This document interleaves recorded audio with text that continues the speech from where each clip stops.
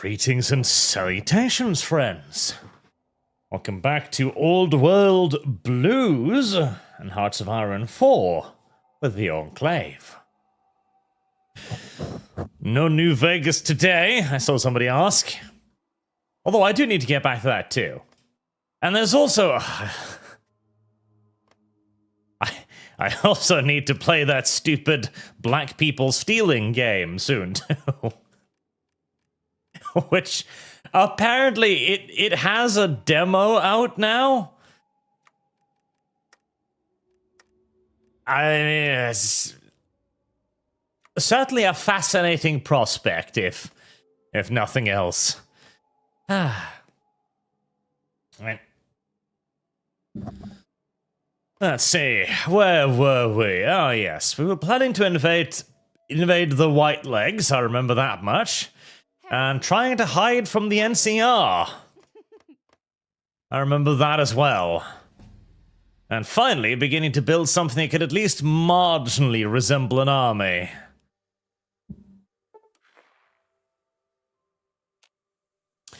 It's not a fruit basket. Vividrum is an Enclave detachment up in Wyoming and Montana waste for some times. Today, however, was quite a shock when several vertibirds appeared overseas at our army depot and landed outstepping a ragtag band of Enclave soldiers. He's looking worse for wear. Among them was Colonel Aileen Santiago, along with her daughter and survivor from MacArthur Air Force Base. While Anderson normally had no time for failure, manpower was short, and perhaps this time he could turn the other cheek. After meeting with her, he welcomed her to the base and the last remnants of the Enclave on the west coast. She and her men were welcome to set up shop in the depot, but told them they'd better be prepared to fight.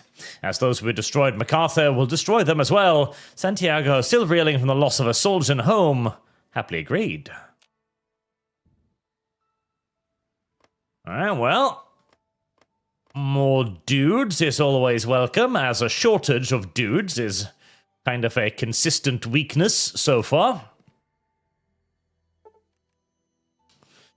And the scavengers didn't find shit. Well, that's upsetting. And it's always upsetting. Vertibird, you may go down there now. You may... Oh. You may stop that. Did I have more vertibirds? I did. I did, sort of. Right. I still need technology to build more. Enemy Dykeman, late, but joined just in time for start. There you go. Well timed, in fact. This is making me want to play Shadow Empire again.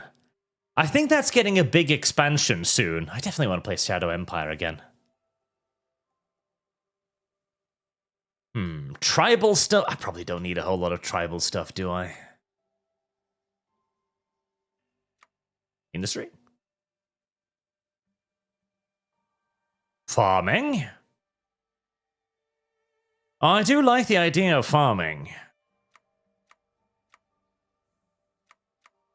I also like the idea of better robots, but I don't actually have the tech for that just yet. Motorized infantry? I'm still too far ahead. Well, actually...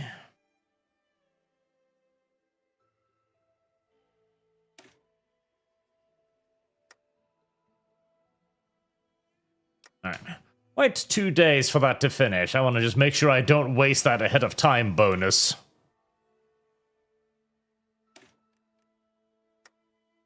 Well, I clearly should have researched those before so I could get the TB60 power armor, but... Look at that. And Special Forces kits. Oh. I guess the 80s are gonna take every... Fine.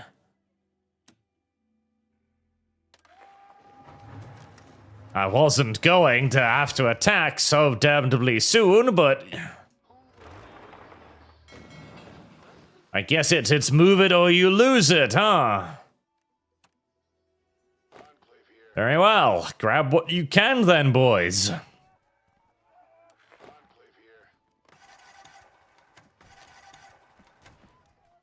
Apparently, the White Legs have pissed off literally every single one of their neighbors, including myself. Seems a poor survival strategy, but then again, you know, tribals in the wasteland will be tribals in the wasteland. That's just how that is. Silly little tribals. Humans are hunters. Sophisticated vehicle, air, and naval tech. There we go. There's finally the air tech I was looking for. And I believe... Ah, yes, Department of War. Department of War, yes. By the way, Trump renaming the Department of Defense into the Department of War. You know what? I like that. I like that. I like that quite a bit. On the one hand, right, theoretically... the idea of America's military is supposed to be a defensive power, right? Because, you know, shouldn't be randomly declaring war on people and so on. Of course. But in reality, there is no such thing as the Department of Defense now, is there? Not really. There has never been such a thing as Department of Defense. Particularly not in the modern age of... well, new warfare. I think this became a big thing after the, Oh no, the trolls are dying. I'm a little bit upset about that, actually. I like the trolls. After the introduction of more unconventional warfare, this has become ever more obvious. The very successful are you not the other one? Oh, you're not. After the very successful Russian invasion of Ukraine, you know, before the other less successful invasion of Ukraine, mind you, everyone was basically panicking over the idea that wars didn't need to be wars anymore. It could simply be a bunch of dudes showing up in military clothing, taking over military installations, and claiming to be cosplayers. Oh god, that entire conflict was a fucking joke. Sydney, now that Twitch, Reddit, Discord, and Steam CEOs are all being called to testify before Congress to tell them what they're going to do to stop user radicalization, the digital idea to log on social media Steam games cometh. Stocks not becoming a destiny either dumb or has no self-preservation. We should not be defending ourselves from the mutant, we should be fighting them. We need to destroy their homes, burning their wives, and burying their husbands. Jesus. Last thing their children are seeing is the blaze of vertibirds as their communities and cities are firebombed to ash, as we did with the communist Chinese. Well, I certainly don't mind. From this day forward, I am ordering the Department of the Army to be reorganized into the Department of War. Instead of conducting limited ground combat operations, the new Department of War will be responsible for waging full-spectrum combat operations in the air, water, and ground in our crusade to restore America to how it was before the war. Pure, free, whole, and without the taint of mutants. This will not be easy, and many Americans will die in our efforts. Well, you know what they say. It's a sacrifice I'm worthy to commit to. Command power, generation, organization, Navy experience. That one. So yes, I will say one thing that is actually bad about what's currently going on. War is evil, but it's often the lesser evil. That's a good quote. That is an excellent quote. That is a fucking fantastic quote. But yes, one thing that I am actually worried about with the right wing's resurgence at the moment as well is definitely the push towards more centralized control, right? Because as it is right now, we are seeing a lot of justification for centralized control measures that I am not necessarily particularly fond of. Just keep hiding the activities for the NCR. And in large part, this, of course, comes as a direct response to wishing to hold the left responsible, where they now go, okay, well, what does that mean? How do we actually achieve this goal? Well, it seems we're going to have to try to keep track of people in some way.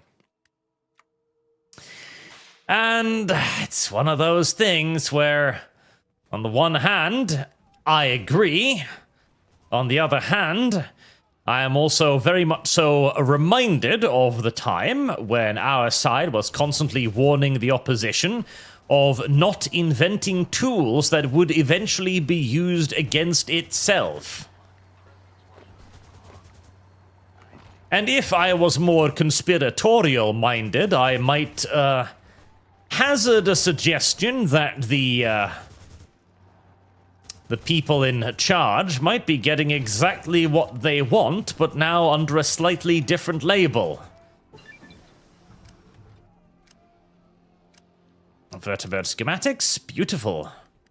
Just not something I'm particularly fond of, really. More than just vertebrates. Remnants of the once wanted juggernaut of the United States Air Force, what eventually became the Air Corps, took the hardest hit given that much of its combat power was in China, and the knowledge that any Air Force base on the mainland was going to be a primary target by the Chinese. What became of the Air Force was placed back under Army command, with the Air Corps de facto being its own service branch, while the JUR being the 4th Supplementary Division of the Army. Now, with our return to the mainland, the Air Corps operations will be expanded in assisting Army forces in combat operation against the continent.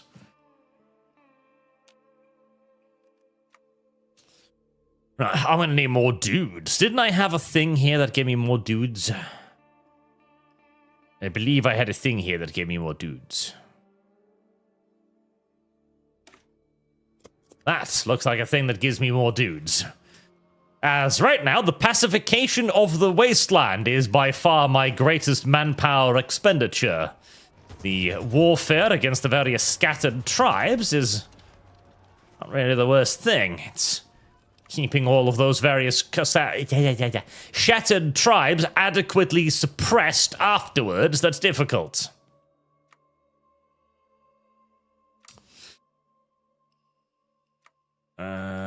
Right. Yes, that did give me the thing. Right, so radial engine. Yes, did that? Vertibird. Alright, so it unlocked the transport. I'm presuming it just gave me the thing for the aircraft, I'm guessing. You know, I quite like the airships. Ground attack 14, air defense 8, air defense 90, ground attack 40. Yes! Yes, I believe I like the idea of weaponized blimps, thank you very much. I think I've always liked the idea of weaponized blimps, thank you very much.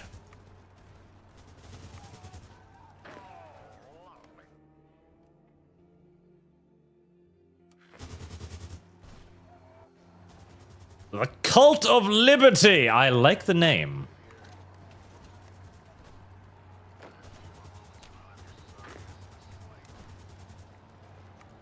Alright. There doesn't honestly seem to be that much more of value over here, so...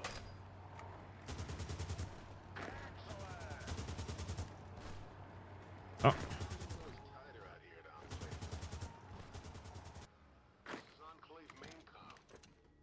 We'll probably call a halt to the combat operations then and allow the ATs to deal with what little remains of the white... Oh, there. Well, there we go. Yaoguai gauntlets. Thanks. Right. Oh. Oh, okay, I guess they had enough power to just claim everything in one gulp. Well, that's upsetting.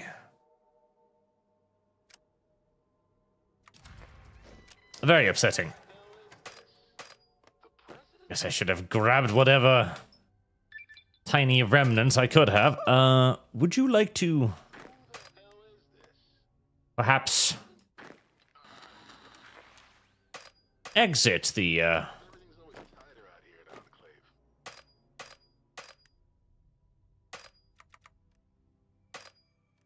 Oh, goddamn. Don't tell me they're fucking stuck now, because that would make me very upset. Come on. Normally, you can strategic redeploy out of these. Did the game just not implement that feature? Lovely. Yeah, they normally should be, they really should be moving under any normal circumstances to exit the territory.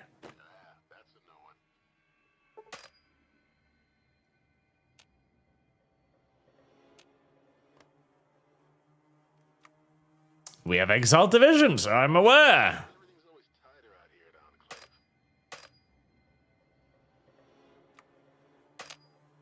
Right, yep, okay, they're bugged. There you go. I guess I'm reloading then. And crash. Yeah, the mod really does not like being loaded. It really, really, really does not like being loaded.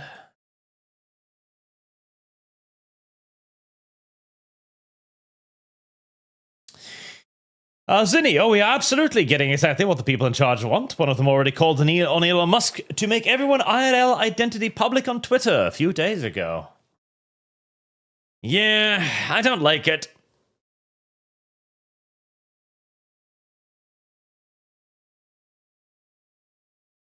McCarthy did nothing wrong. Correct. McCarthy did nothing wrong. Service guarantees. Because there is definitely a problem in this where there's a little bit too much governmental reach for power as well. And now pushes for the right wing to go like, oh, well, hate speech is a big problem in America. And I'm like, yeah, that's true.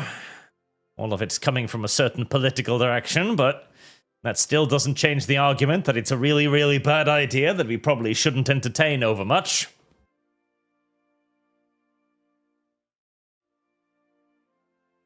Loading, loading, loading. Hooray.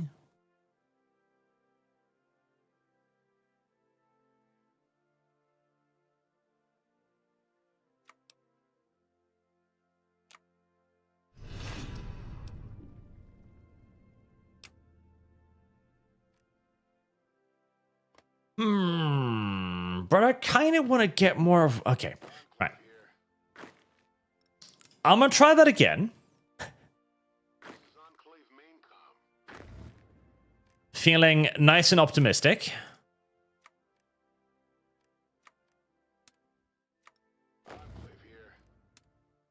But this time, we're just going to declare war even earlier.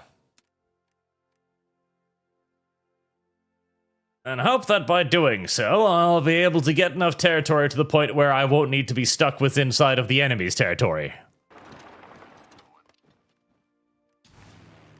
Seems a good enough notion.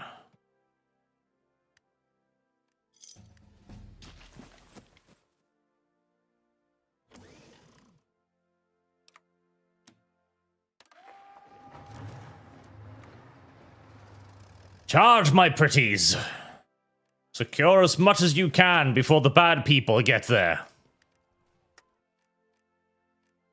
The mod does not require DLC, as far as I know. I'm pretty sure. Although, mind you, it's been a while since I checked the base mod, so I can't say for absolute certain.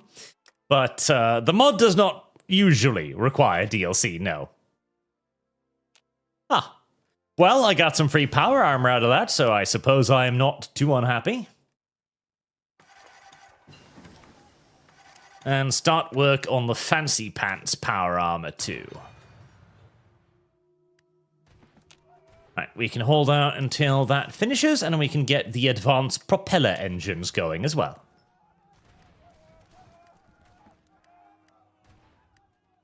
There's another thing that okay, so Shadow Empire has an incredibly interesting mechanic in it, which is the generation of a planet, right? So what this does is it generates a planet for you to play the game on. This planet will have various, statistics and rules, depending on things like, for example, it's... God damn it, AI, you are so fucking retarded. It really does hurt my soul. Just fucking deal with the surrounded enemies, please. Oh god.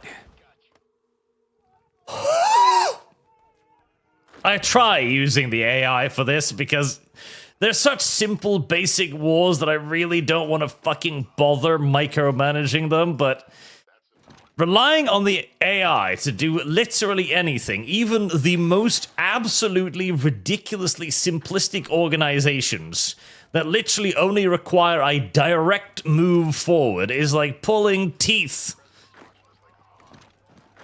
Just kill the surrounded enemies, please. It's not very difficult. What is getting its fucking organization broken every time? Oh, they're only attacking with a single unit. Okay. Why? There should be... Yeah, there should literally be more than enough... Okay, never mind. Oh, and the White Lakes have already taken over everything. Right, well, never mind, I guess. So much for the rapid maneuver into the enemy's territory.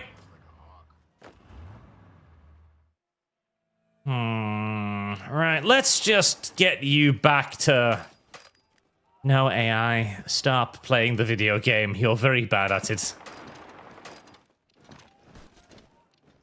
Let's just move these back here so I make sure they don't get surrounded and all murdered, at least, like last time.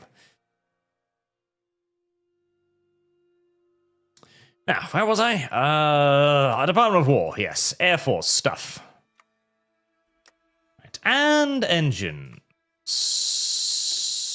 Why did you not unlock? Intermediate air tech. Okay, do I need the other... I guess I need the other thing there. Okay. I'll wait for the Department of War thingy too then.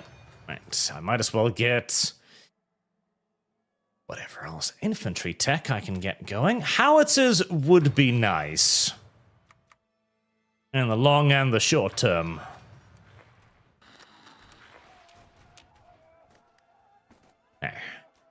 Unfortunately, the 80s are going to get pretty much all of the good stuff, but such is life. This land is our land.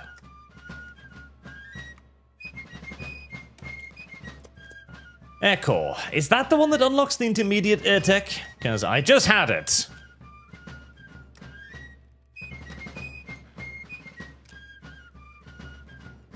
I just had it.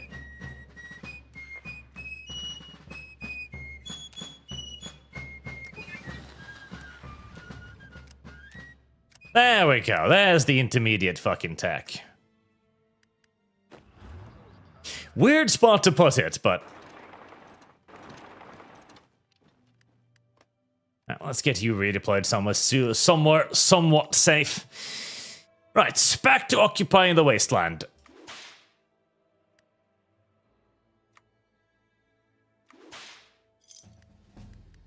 Right, that's about all of my manpower can sustain at the moment.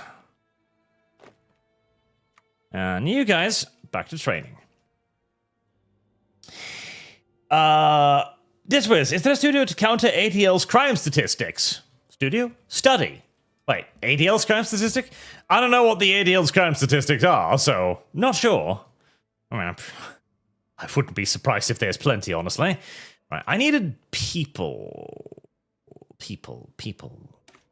There, recruiting centers.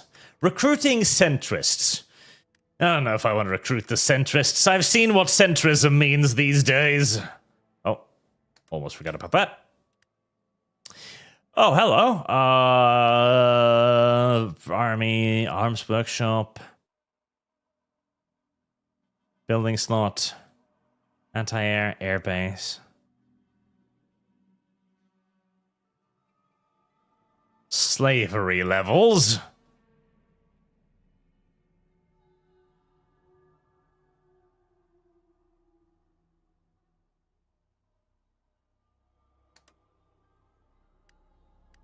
I mean, they don't seem to cost anything, so I guess I just do all of them and I get free stuff. I don't mind, I like free stuff. Lock Creed schematic. What did I just pick up? Lock Creed schematic.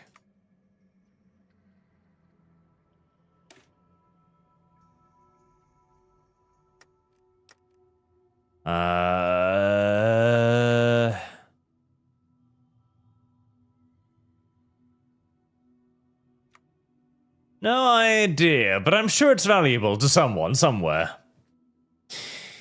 An document, tragedies happen and we keep getting rid of cool ideas. Nuclear power, blimps, controversial, but light rail, civilian transport in the US.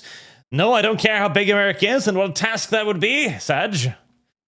Now, you know what? The American counter-argument against light rail is actually one I will happily accept, because remember the interstate network, like the big motorway things like the Americans made?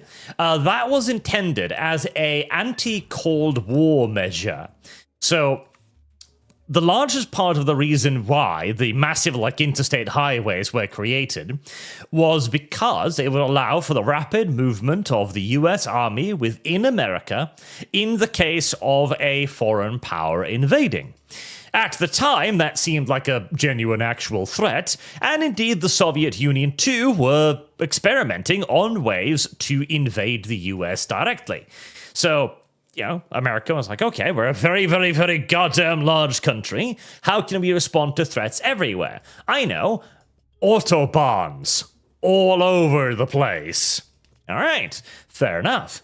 But such an enormous infrastructure program basically bankrupted everything. And I believe the US is still paying for that network, that infrastructure network. And so building a rail system, holy moly, that would be expensive. Probably way beyond the capabilities of the US without...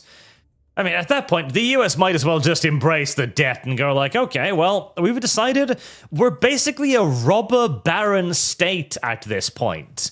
We're gonna cancel all of our debts and dare anyone to argue. And to be fair, the US could probably actually get away with that.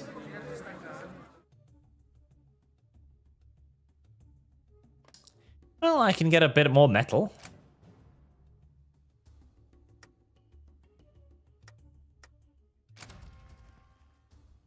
Oh. I did.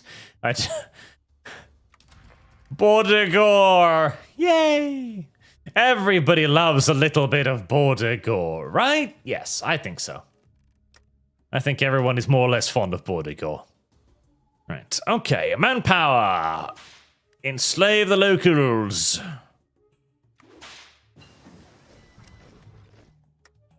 Make sure we're using our manpower effectively, as we really do need to crack down on those little shits. Make sure they learn valuable lessons about opposing their superiors. Are you ready to rut this yellow mare's fluttery buttery butt? Centric these bulls for one attack. Not healthy to be a centrist. And Dragon Metal, 10 kick, thank you. A Gonzol Kid, have you played Raven Rock Enclave yet? I have not, no. And at Vernacument, are we not that already as big as our national debt is? Sort of.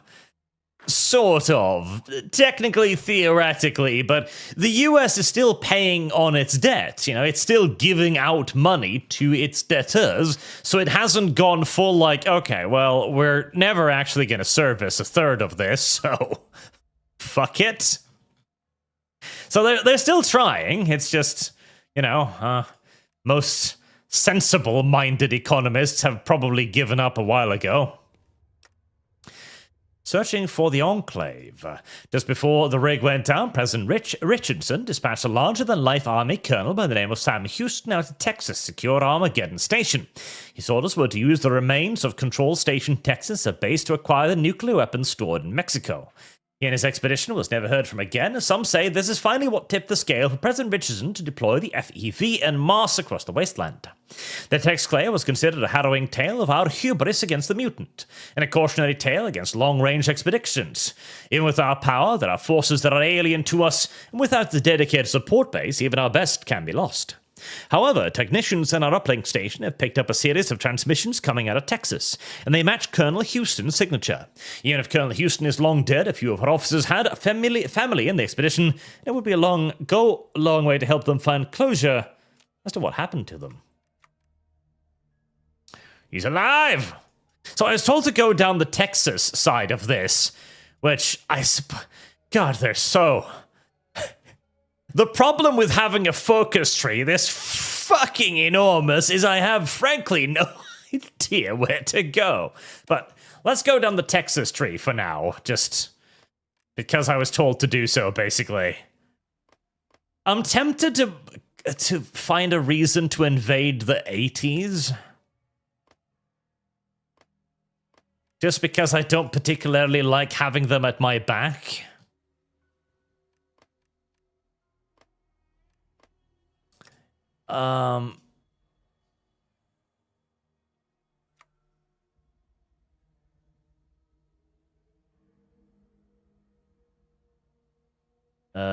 There we go. Execute Order 44. Ah, so that's later game, I guess. Okay, right. If there's a focus point for it, I shan't do it via, you know, simple declaration, because that would be cheating, at least a little bit. Right, I have ample dogs. I have not ample manpower. Did I do the thing? What's this? Ah, production shifts, okay. Right, we'll continue saving up the money so I can bribe more NCR officials. TB1. Damn it, just kill them. I wish the Crimson Caravan would stop coming here. You really would think that after their 50th caravan was simply disappeared in the Mojave Desert, that they'd eventually get the message that this is not where they should be going. But, well, I suppose the entire point of the Crimson Caravan is kind of that they go where nobody else wants to go, so fuck me, I suppose. I feel bad for executing them, but, you know, can't have people figuring out that I'm out here, as that would be somewhat disastrous. Oh, boy. Oh, boy. Okay, well. Damn. The land across the Colorado River, once an unassailable bastion and the command of the most powerful man in the world, have fractured into open conflict. The death of Caesar led to various potential successors rallying support and claiming land before the rivals could. Avoiding conflict for the most part, it seems this tentative situation has finally ignited, well, fighting being reported all across Legion lands. Well, if I was expecting the Legion to help me against the NCR, I guess that hope has been properly dashed. Forces loyal to high-ranking figures among the Legion, each of whom claims to be Caesar's true successor, are engaged in open combat, championing the cause of their respective leaders. The once unified and seemingly unstoppable armies of Caesar now tear themselves apart. It is unsure which of these claimants will emerge victorious and claim the title of Caesar. What is certain, however, is that until this conflict is resolved, the wrath and might of the Legion has been temporarily silenced. Yeah, that's unfortunate. That is rather unfortunate.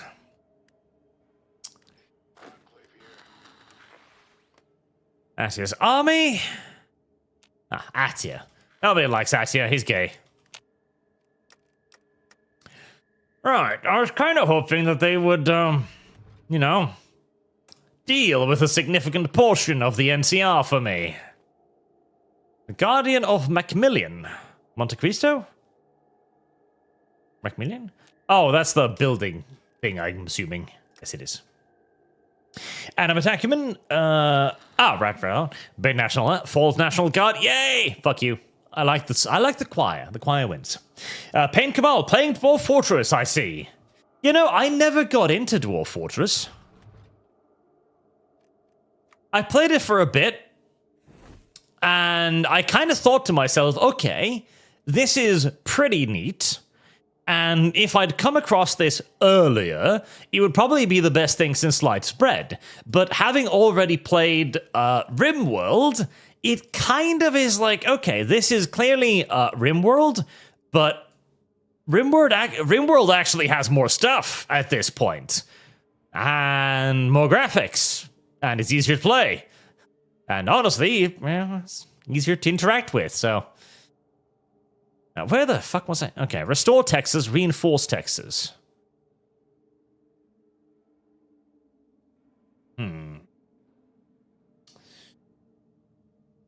But Tex Clive is real, and is real bad shape. Sent to Armageddon Station, he's revealed an error in the programming caused it to not recognize Enclave authority, and the expedition was slaughtered and scattered, thus leaving us to believe they were lost. Apparently, we were wrong, however. The Enclave took a low view of failures, and Houston and his team were left to dry in the cruel Texas heat. Of course, while we take a similar dim view of failures, Colonel Houston is just the officer we need to get on our side. If we can help him conquer Texas in the name of freedom, we would have a powerful ally in the South who will be beholden to us. We can send him some spare robots and weapons we have found in the depot, but Houston is up against the Legion to the west and the Mutant Texas Economic Union to the east. Is it to keeping the colony afloat?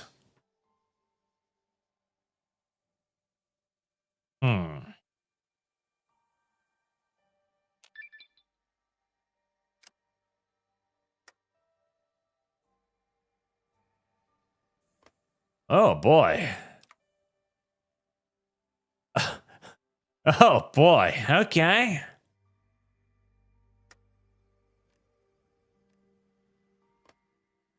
Interesting.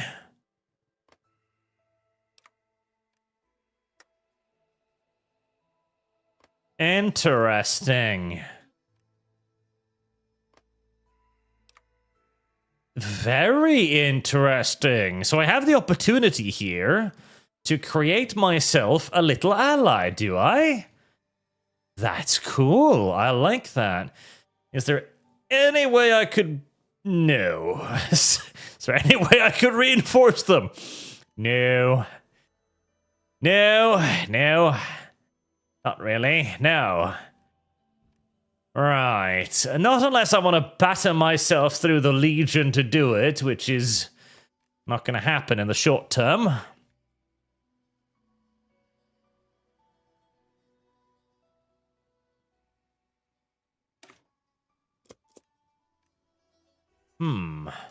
Right, that's very, very cool. And I wish I could go help them, but... Yep, those are the building options.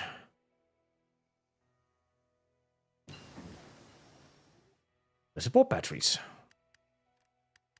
That's nice. I like that. I like the idea of trying to, like, build up a little puppet over there. That's really cool.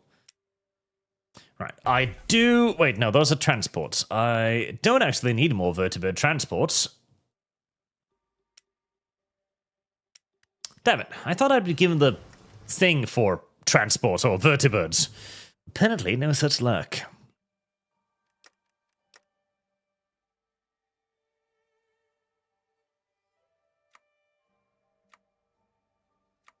As I continue to desperately repair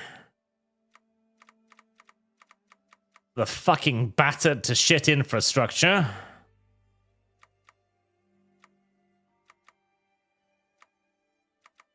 Right, focus on the actual factories.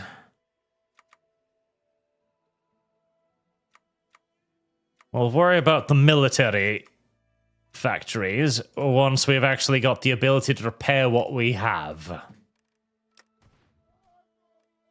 Speaking of, I've got 318 robots now. Is that enough, perhaps, to pass over some more territories in the employ of the robots? Right, you're fully enslaved, so I should be able to use light robot divisions there. Yes, I can.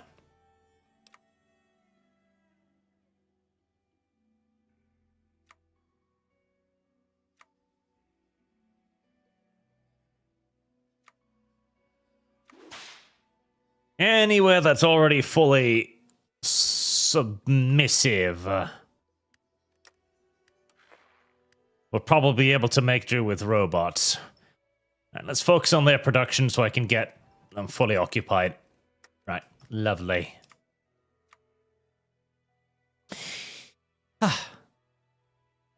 Hassan appeared to ABC News and pulled this is just stroke, bro, and asked about his landlord's account. Yeah. Well, that's classic, isn't it? It's classic with the communists. Well, the thing is, this is obviously how they act around normies, right? Because they know that their ideas aren't really normie friendly. In fact, they're very antagonistic towards the normies. And so whenever they're in a conversation with the normies, they've got to moderate themselves a lot. And you see this across the left wing. The left wing is habitually dishonest with what they want because they themselves very much know that what they want is not acceptable to the, not even majority, to literally everyone listening to them. And so they've got to make sure that it doesn't sound as bad. You know? Or they need to simply just change the definition of terms. Like the differential between a private and public property, right? So, one of the things that often comes up is their desire to abolish private property. And obviously, the normies then go like, no, I like owning stuff. You shouldn't, I'm not going to allow you to do that. To which they will then say, oh no, we're not coming for your private property. See, we've invented a differential which is public and private property. We just want to make everything like big factories and stuff private. We're not going to take away your private stuff. They are. That is the intention. The end goal of socialism is quite literally a classless, propertyless society in total. But again, they don't want to tell you that, not outright, because you might then start thinking, holy shit, this is awful. Because yes, it is.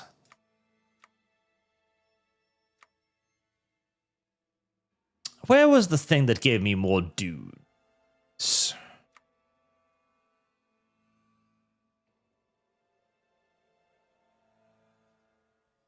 Yeah, there's the thing.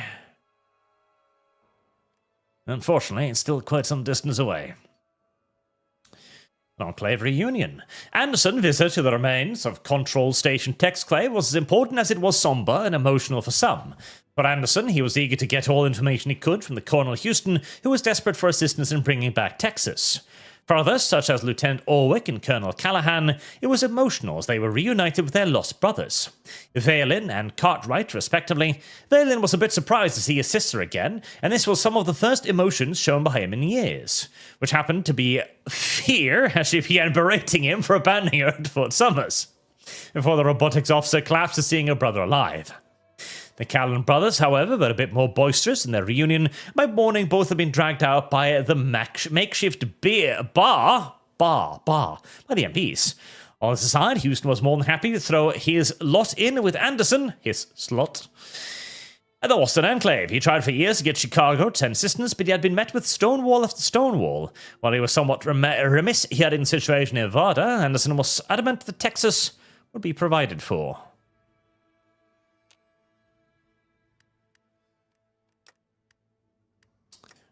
I am indeed adamant that Texas will be provided for. I wish to give the Texans good things.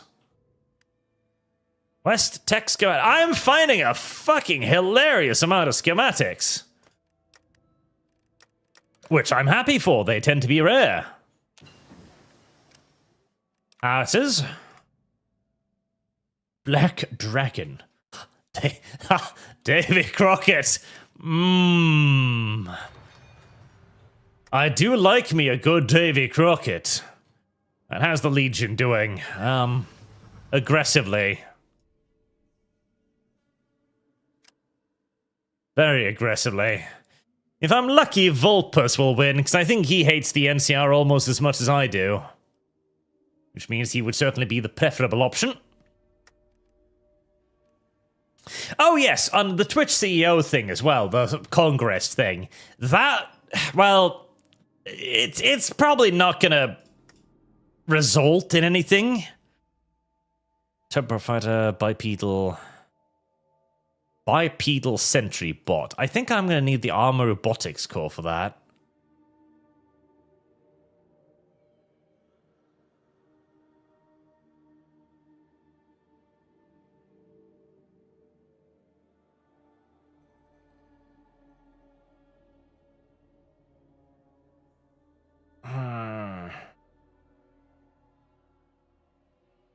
Factory output. Let's do that first. I don't think it's going to result in anything because this has happened countless times before, and basically it's just an opportunity for the people in power to appear as if they're doing something by yelling at some guy who's going to be sitting there like, oh, well, you know, we're going to, like, moderate or something. President Anderson looked over the resource report to his desk and shook his head. Does Texas really need all this material? Surely with such vast reaches of Texas, they can figure something out. He, however, was met with regret from a device who informed them that at the moment Colonel Houston was scrapping what little he could together to try and get his industry up and running. Yeah, I do think they're probably going to need quite a lot of stuff, because there ain't a whole lot of shit over here. Right, whole army experience gain, 05 daily. Yep, do that.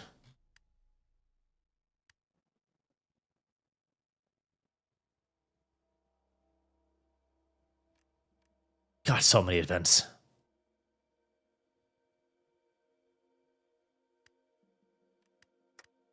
All right. Texan Enclave, eh? Intel. Right, so 4K man... Damn! 4K manpower! Really? Damn!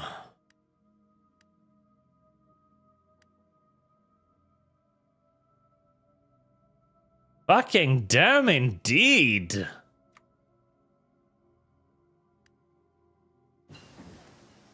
If only I could start lend-leasing them before they went to war, I'd just start shipping them. I would just start shipping them fucking power armor by the tens of thousands. Like, here, have it. I could probably equip them with so much power armor that they could easily overrun, at the very least, the Texas Development Zone. Here I am, desperately struggling to pacify the savages, and Texas has got 4,000 people sitting around doing nothing. It's almost upsetting, frankly.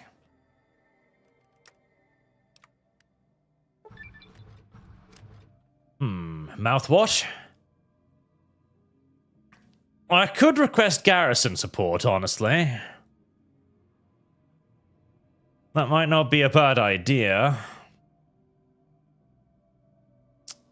I do have most of these areas now getting occupied nicely.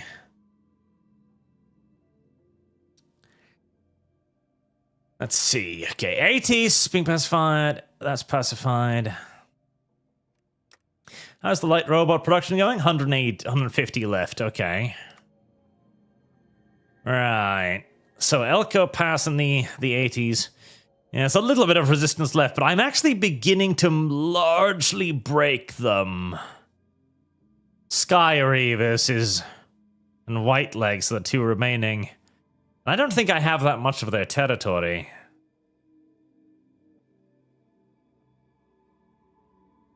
Mouthwatch?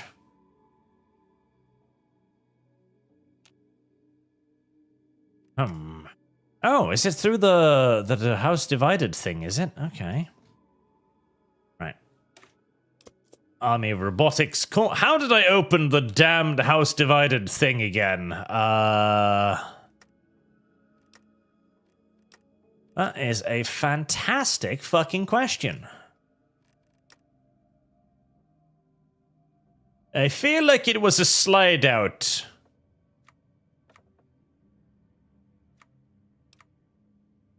Menu somewhere.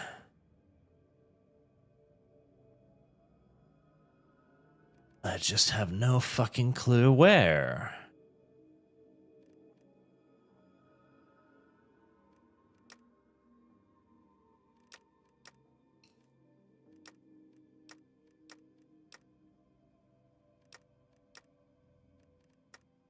Huh. Yeah, I need to find that.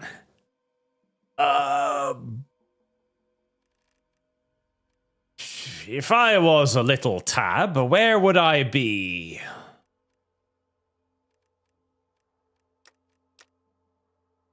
If I was a little tab... Ah, there I would be. That's where I would be. Right. Textclave expansion. Killing us to get in fight and destroying a per battle has to get text back in the fight. Okay, Ghost Rifles, Vertibirds, and confirms Chicago, joint military exercise.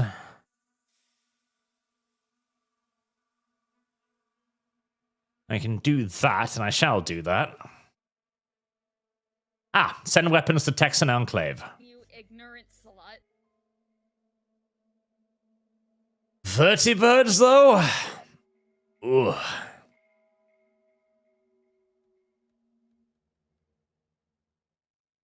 Combat robots, jet fighters, armor. 200 tanks. Jesus.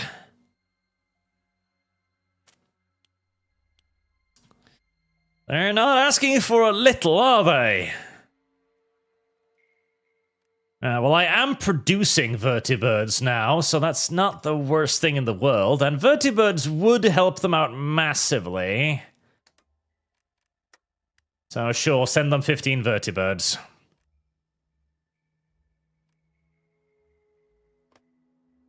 I mean, how strong are they? Because they've got power armor. They might be able to just ruffle them, honestly.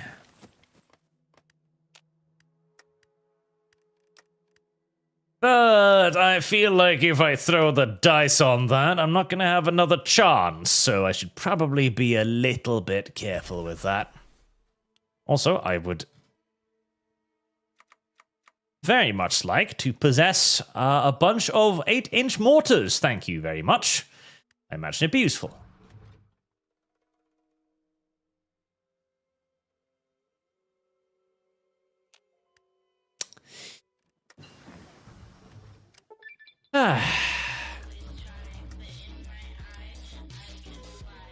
Well, so much for the fucking Vertibirds, I guess. So much for the fucking Vertibirds, indeed. Right, basic. That still doesn't unlock anything, does it? This music is genuinely terrible, and I hate it a lot. Intermediate robot tech. Robot Organization 8. Robot Technology. Robot Auxiliary. Scanning for parts. Production cost is not a bad thing. Scavenging parts. Servitors of Death. I like that. Unique supply bot. Robust Legend. Hunter Killer. Ooh. Yes. Yes. That sounds really good. Now, new but robot era, self preserve rules, robot, man, yeah, sentry bot, tank sentry bots. Probe.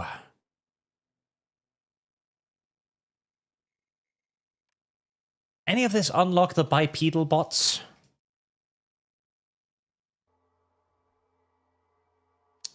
Bipedal sentry bots. That's a... Is that a research? So, Mac... Mr. Blasto, Liberator, Bar, Freedom Prayer, Heavy Quarter Prayer, Ironclad Colossus. Is that a research? Oh, God.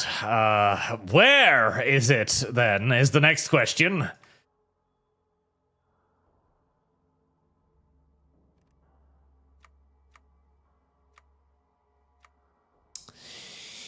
Scrapboard, peak efficiency, improved manufacturing, Mr. Handy, Protectatron, Police Protectatron, Robco, Sentry, Bipedal Sentry Bot. Okay, there we go. Right, intermediate robots tech. Right, so I still need intermediate robot tech.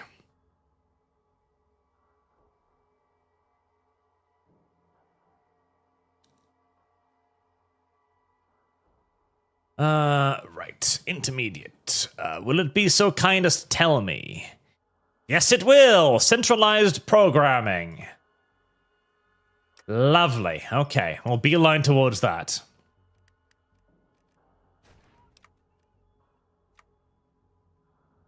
Lovely, lovely, lovely. As I would like more robots, the robots will help enormously with my somewhat pressing manpower concern.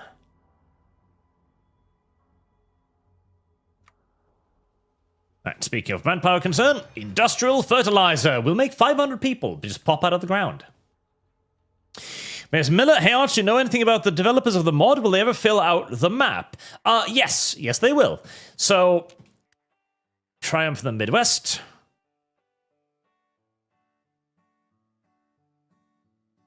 That's actually so 52%. And let's go for amendments that plagues our lands in Chicago. Oh, thank God. Thank fuck it's in my direction this time. That massive swing towards the enemy was a bit of a bit of a sad moment.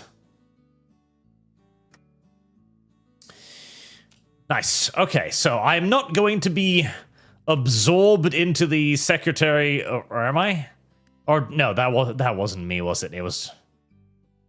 Yep, it was. God damn it. This.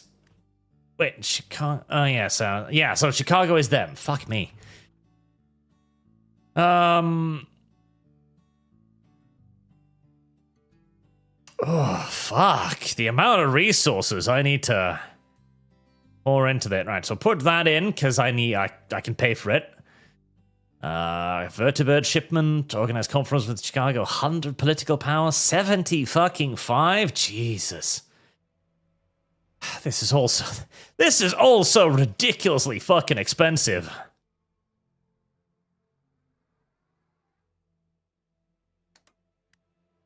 God, it barely fucking shifts it too. Okay, right. The Liberator? Alright, never mind. We'll go for that first. Try and get Texas up and running. Maybe Texas will help me out, because apparently Texas will help with this thing. And this thing is going to kill me long before anything else does. Because this is a far larger threat than the NCR. The NCR I can keep, happy and neutralized. Whereas that thing, apparently, if that gets maxed out, I just lose the entire fucking game, which sounds like an incredibly bad mechanic, in my opinion, but that's where we are.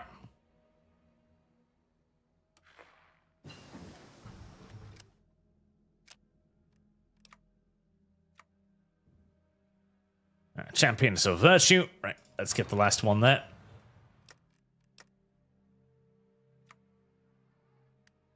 Joint military exercise. Yep, I can do that.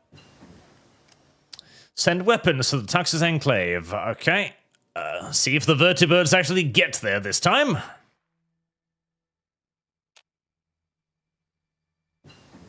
I hope so. If another shipment gets lost in the desert, I'm going to be rather upset. Alright, I've got loads of vertibirds, so that's good.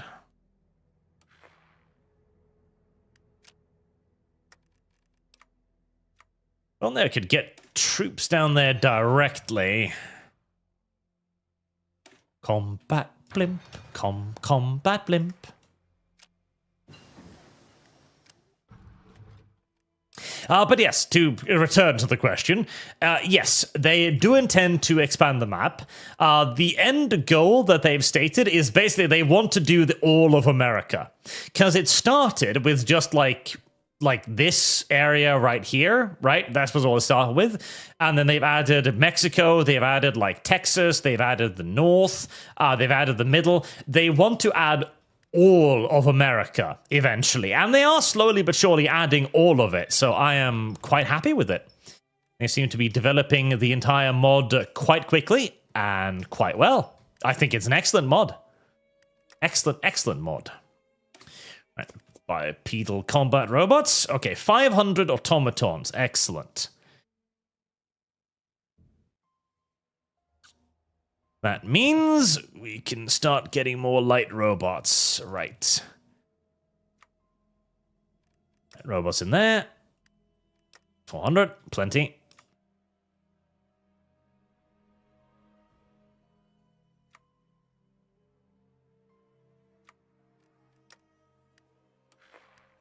$70. Nice. All right, 1,500 manpower. Good. Begin enslaving the white legs. And I've still got manpower to spare. Start enslaving the Sky Reavers as well. Alright, that does put me over my manpower. But I should be able to cope in the short term, I'm thinking.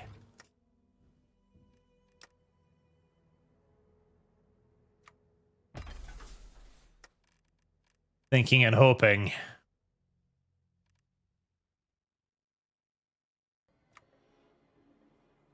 Alright, let's make those robots as well. Alright, 300 down, but that does put me positive in the manpower. Okay, good. Alright, once everything has been adequately suppressed... And defense... all aircraft, yes. Once everything has been adequately suppressed, I can start thinking about building an army again.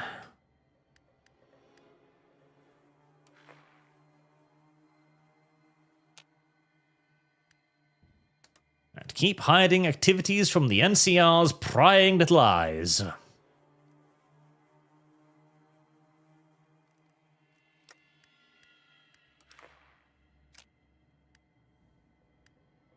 Okay,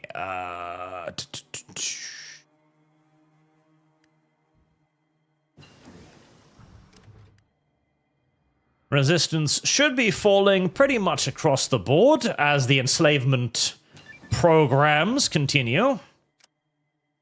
There's the intermediate robot tech. And once resistance has finally been completely dealt with, I'll have a fucking ridiculously huge industrial base. Once it's been dealt with, and once I've been able to repair all of the shit they're constantly breaking, that is. And I'm going to need that industrial base. As I'm going to need to fight a very effective war against the NCR. Right. Bipedal sentry bots. And that need turboprop, which I'm also already researching.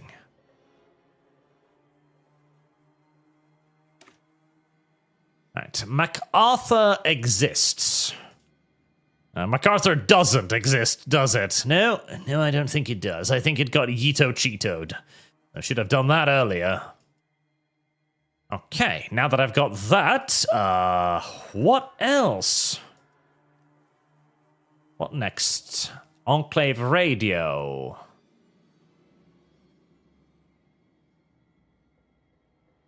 Good population, thanks. Mariposa Base, Voltec HQ, Political Power, Sierra Army Depot, Local 4,000, not bad.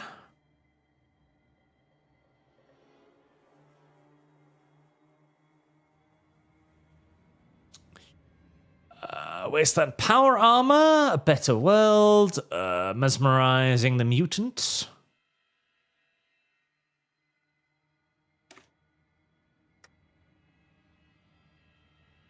Last America, Tank Master, Production Efficiency. Production Efficiency is always good. Fortress Sierra. Science Division. Oh, Area 51. X-22. Ooh. Okay. Well, that looks interesting. The Man from Cedar. Try and decryption, counter-intensive training. Core Fleet, Enclave Sigma. Alright. Secret organization stuff. Revive the Green Beret. Capacity multipliers. Capacity power. Political power. I mean, I've got plenty of that. Or... has completed Liberty Ooh. I can get Liberty Prime? Because I kind of would like to get Liberty Prime. I can't...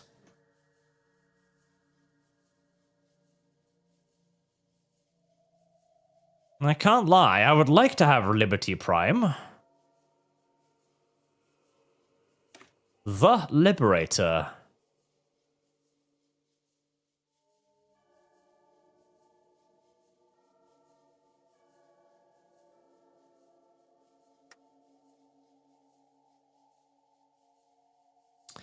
Resistant decay speed 10, resistant growth speed plus 10.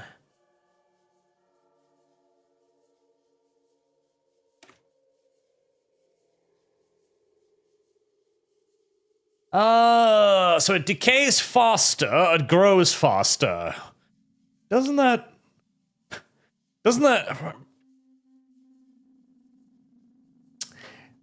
So resistant decays by 10% and grows by 10%. I'm not sure how that necessarily benefits me, to be entirely honest, but I do like the bonus to suppression, so let's go with that. Since I am going to be using primarily robots to suppress the wasteland, it makes sense to make the robots as oppressive and mean as humanly possible, of course.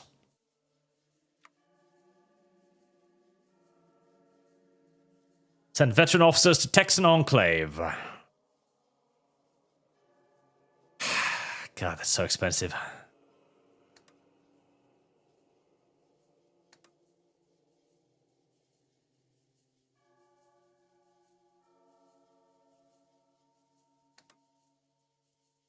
But I'm still going to do it.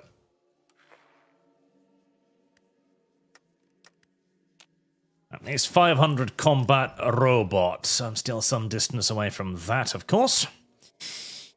Assault airship. Refined engine advancement. Yes. Combat blimps, goddammit. I desire them. Vindicator bots. Ever since we returned from the mainland, our troops have been finding these small green cylinders in various locations across the wasteland. While normally small trash can-looking bots wouldn't be a problem, many of them bear the markings of the insidious communist Chinese. Disgusting. The horror! There must have been millions of these things lying in wait around the United States waiting to strike. How else would these husks survive 200 years and not all of them scavenged? Researching these things have uncovered they are armed with a weak energy laser, and their legs can be used as ad hoc blades for attack. They can even fly a short distance, though not enough for dedicated airborne capacity.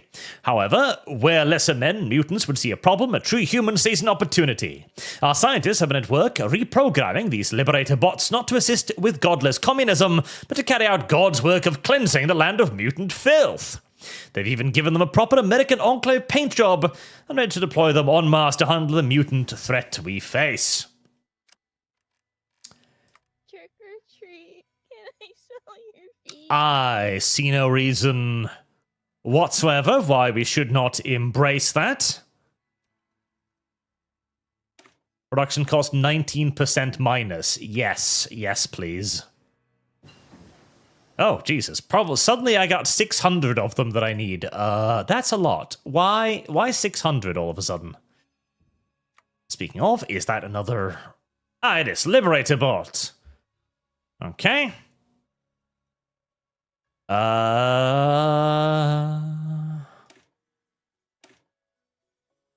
don't document. Still need to try this mod. I'm still trying to succeed with Austria-Hungary. I refuse to use guides of it's best. I get a feedback from a buddy. There was a great World War I mod for Hearts of Iron 2 that I really loved. There haven't been good ones for 3 or 4 so far, but Austria-Hungary is always fun, of course. So, defense, higher. Breakthrough, lower. Soft attack, hardness, armor, reliability, piercing. Pretty expensive, too. Armor, lower.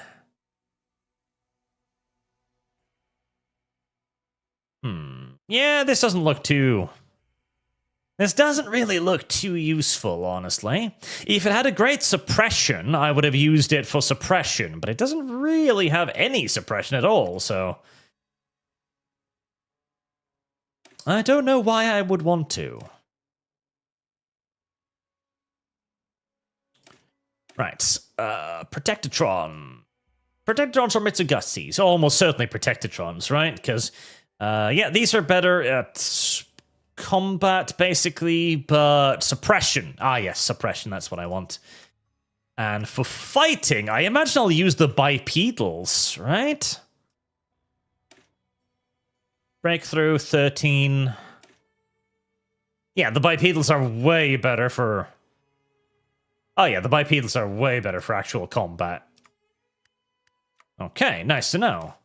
Right, to get the Protectatrons up, though, because more suppression means I need fewer robots to suppress the same area, which sounds pretty great to me.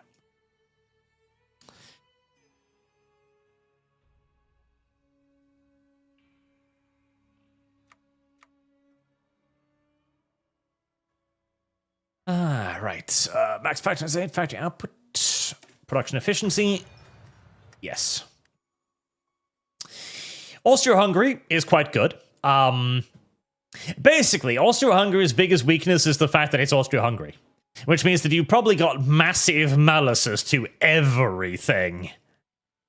You know, the funny thing is, Austria-Hungary actually gets a little bit of a bum rep for like, oh, it was so unorganized. Oh, they gave out orders in like 30 different languages and stuff. And yes, they did. That's true. However, they did actually have systems for all of those things. Obviously, like a proper country would never, you know, be engaged in large-scale warfare if it thought it couldn't actually communicate orders to its soldiers. Duh. And so they actually had systems in place to get around the communications problems. One of these systems was that units were to be made up of groupings of troops of the same nationality and cultural background. And they were intended to be led by... heavy. Is the heavy monoplane fighter just better than the regular monoplane fighter? 400, 500 air attack, air defense.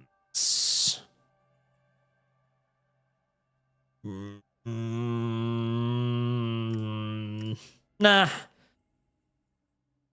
Not significantly enough to be worth it. So they had all of these programs in place, and to begin with, that was how it was. A group of Hungarians would be led by a Hungarian officer. Their orders would be issued in Hungarian, and they'd be written to them in Hungarian. Sure, that absolutely did increase bureaucracy, definitely, but it was a functioning system. The problem was, however, that when they entered into war with Russia and everybody else, the Austro-Hungarian army, after initial successes, suffered enormous casualties, like hilariously enormous casualties, which meant that all of those carefully pre-planned organizations NX war against the Alamo chapter. Alamo chapter. All collapsed. Where's Eastern Legion? Eastern Legion. Hold on. And so the reinforcements that arrived, they didn't arrive in all Hungarian units. They didn't arrive in all, Austrian units, etc. And that's when the collapse really started to happen. Because now you did have people just tossed together haphazardly. And that's where shit started going very, very, very poorly indeed. Right, so... Expedition Texas and awaken its all scratch command strength into an even more powerful. Oh, it gets an X war against the Alamo chapter. Right.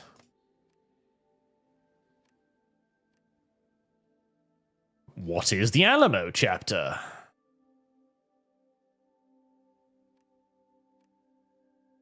Is it?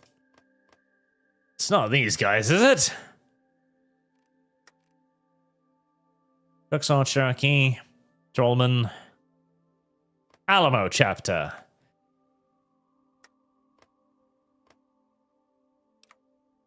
Right, well, I'm not going to be reaching them just yet, so don't worry about that. The other one was war goal against the Eastern Legion. Ugh.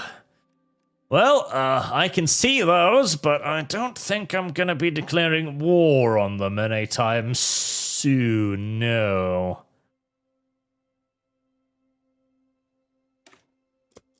Right, let's do the Texas robot shipments and stuff first instead. One of the interesting things was that Austro-Hungary had developed a system that they called, what was it, marching columns, marching battalions, something along those lines. Civilian unrest. Compliance. Intervention will only embolden them. Yep, nope. Do not give any excuse for further nonsense in the wasteland, please. Keep them nice and docile, whatever possible. And the idea of these were that you'd have a group that were all recruited from the same area, and again spoke the same language, led by officers of the same nationality, ethnicity, all of that, who would march as reinforcements to the front line in already organized groupings, so that once they arrived at whatever larger division or whatever that needed them, they could simply slot into place as a company, as a brigade, fully formed. It was a great idea. The only problem was that, again, due to the enormous casualties and the need to reinforce the front line immediately without the time to fully integrate these new units, it collapsed immediately. So, yeah. Austria-Hungary gets a lot of stick for being poorly organized, when in reality it did actually have a great deal of organization. It was just... no plan ever survives contact with the enemy. It's not easy sending these robots all the way out there. Not like up to Montreal, Terry. There they have the facilities to take care of these things. Keep them running. You guys, not all which, as you oversaw the reassembly of the first shipment of bots flown out to the Texclave. Well, we're sure-handed, and that includes staff who knows how to put together robots. Well, maybe if you hadn't turned and ran at Summers, you'd actually have some support, huh? Snapped Orwick. How many times are you going to bring that up? A lot, presumably. I wish I knew the precise power of the Texas Development Zone. Because I feel like my dudes could probably beat them, honestly. If they would build some air bases over there, I could definitely beat them, because I could just simply ship vertibirds over. In fact, I'm sending them vertibirds, but they don't seem to actually have any, airfields. Which I feel as if are going to seriously hinder the efficiency of the vertibirds I'm sending them. Oh, seems like a thought.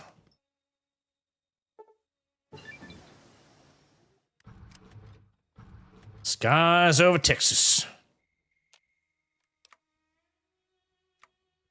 Ah, right. I should probably be starting to level up. The air doctrine stuff, too, at some point. I wonder if these stack.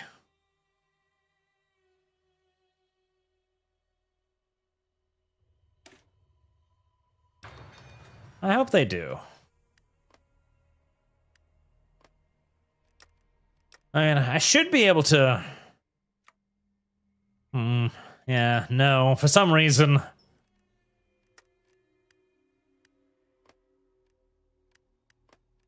I mean, they're not that big, and they do have power armor. I feel like they might be able to take them, but... The other guys have power armor too. They might have a lot more air power.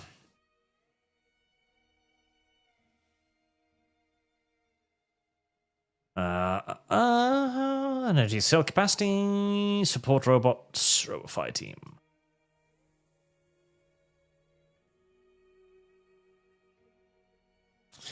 Right, we'll keep the robots there for a moment. God bless the Enclave. I like the sound of that.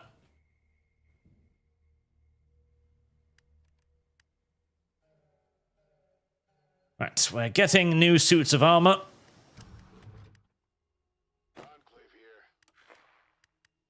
Oh, have you been sitting on top of each other, only supply that whole time? You have, haven't you? Little silly bullies. Who the hell is this? The president? Who the hell is this? The president? Right, spread yourself out a little bit.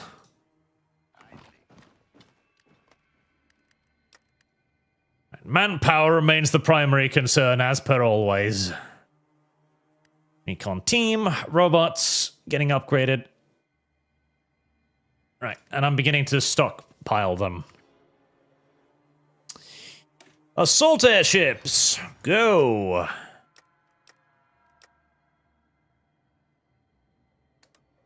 Drop NCR officials, at least I can keep that nice and quiet. Right, send weapons to Texan Enclave. 15 more vertibirds. Mutant slaves to Chicago. Joint military exercises.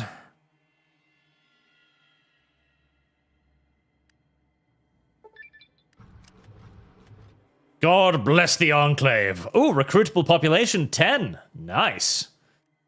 And a little bit more stability. I have already maxed out stability, so that's not a big deal. The Science Division, I guess, is next. I mean, researching stuff is never a bad thing.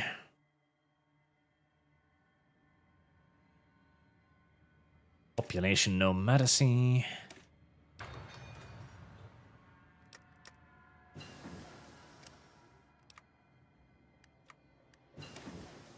Special Forces kit. Protecting motors, assault-trons. Sentry robots.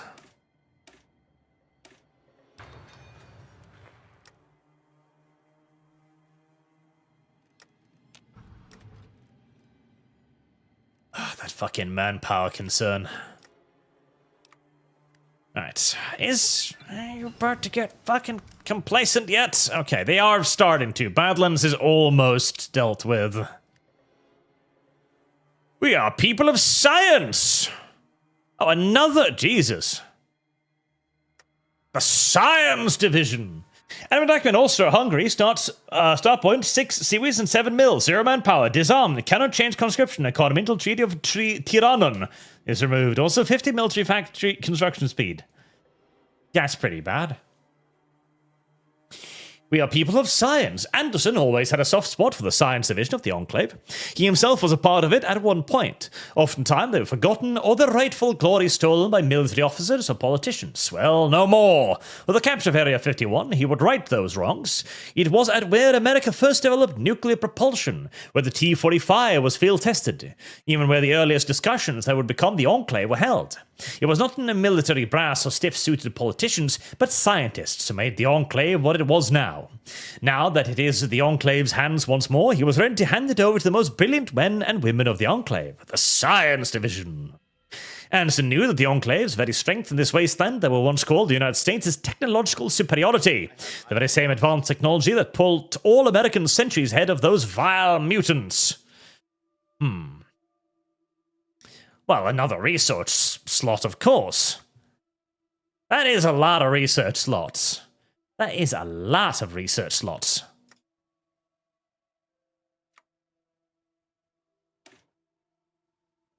Yes. I mean, it's a year ahead of time, but honestly, considering all of the fucking slots I have, that really isn't a concern anymore. That's how democracy is non-negotiable. Liberty Prime. That's true. And 51 defenses.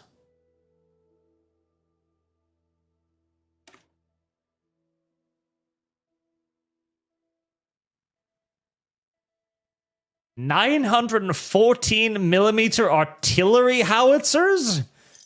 Excuse me?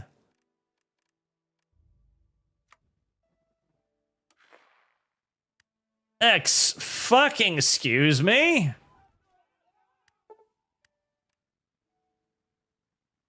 Multiple radar systems, more free stuff. Excuse me? Are you going to give those to me? I hope you're going to give those to me, because that'd be useful. Right, 500 Protectatron robots. I think I could send those to... right, send armor. Salvaged CV2B... CVB02 vertibird. Is that the transport? Or is that the... VB? Maybe O2 gunship.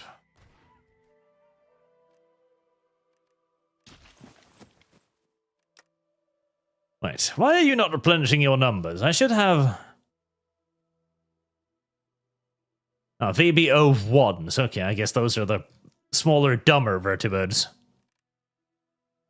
Right, I could send them 200 tanks.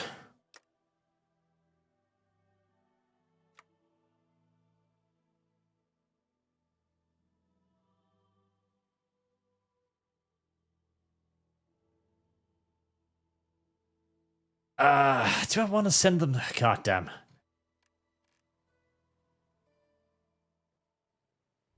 Are they even building stuff down here? Is what I'm wondering about. 200 tanks would be a pretty big deal for them. Oh, short military exercises.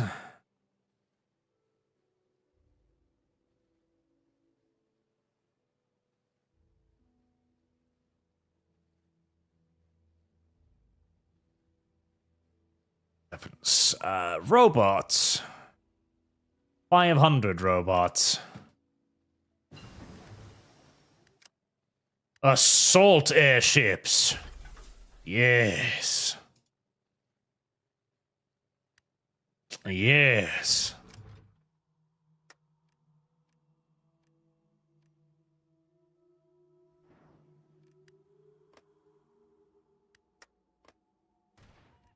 Did you give me those? No, No, sadly, I don't think they did. Yeah, I guess it would be a little bit too much to ask for to be just randomly handed a bunch of super heavy artillery, unfortunately. Oh, God, so many things that I don't actually know what do. M42 Fat Man. Oh, nukes. Nukes work. Power armor. Power armor research division. The chemical core. Armor experience gain, and weekly manpower +4. Fading guard. Order population. Division attack -15. I don't like that.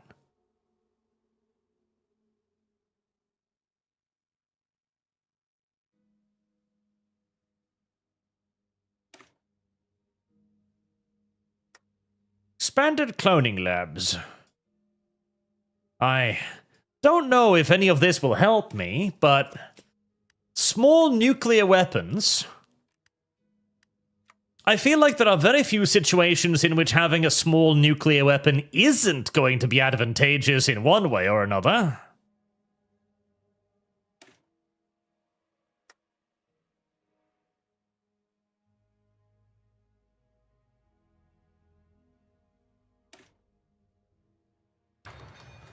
Very, very few situations.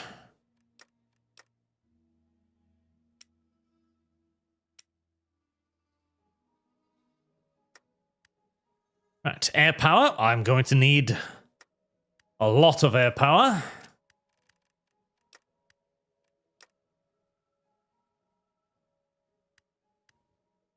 And I'm producing robots out the ass. Lovely. Okay, well, send 500 robots to the Texan Enclave, first and foremost. Combat robots. Oh. I'm assuming you don't consider these to be combat robots, do you? I see. I suppose I see the argument. Bipedal sentry bots. How long until I've got the other?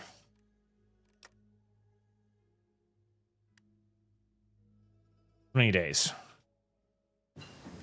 Right, fair enough. Suppression robots not the same as combat robots. Okay. Fair enough.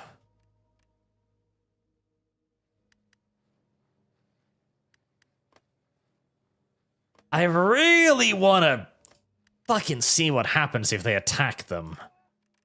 I really feel like they could win, but I'm still upset that they don't have a fucking airfield. That technology, mini nukes.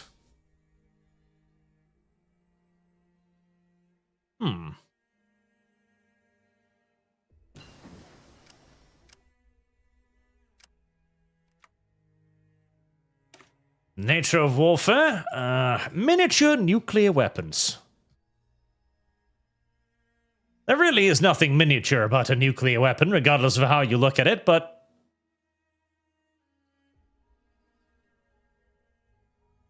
arm a batch of mini nukes. Do I deploy these like regular nukes? Because that would be slightly funny.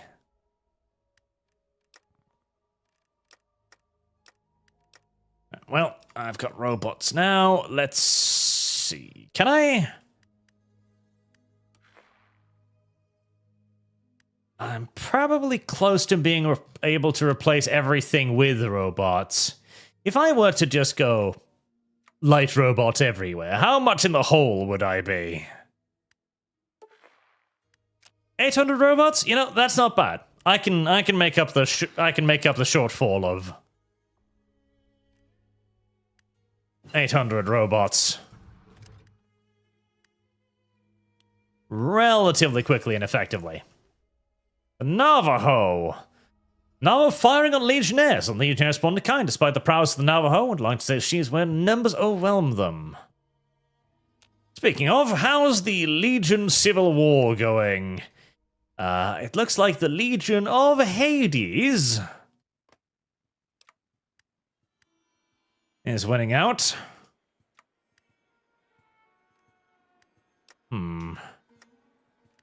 Well, so long as they're enemies of the NCR, I don't care who wins. Enclave advanced kits, plasma rifle. So where exactly does the miniature nukes show up?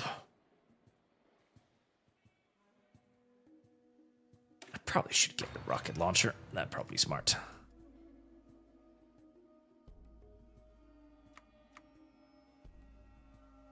Wasteland APC, Universal Tank, Wasteland Car.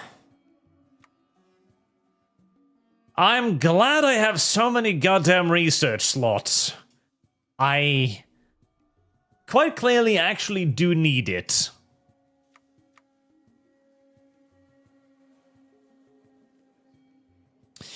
Actually, is there anything else I need? Power station? I'm good on resources, right? Yes. Ah, M42 Fat Man.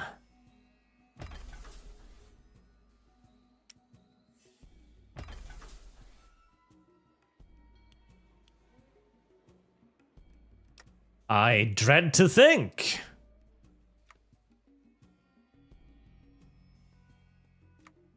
Is it like a special unit, maybe? Power armor, vertibird, logistics, fire. Not sure, but I guess we'll produce some of them, just in case.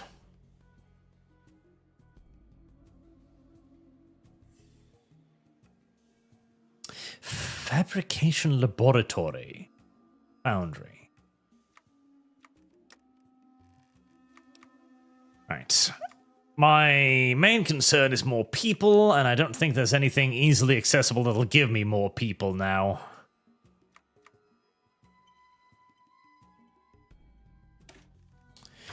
In which case, better tech is the answer.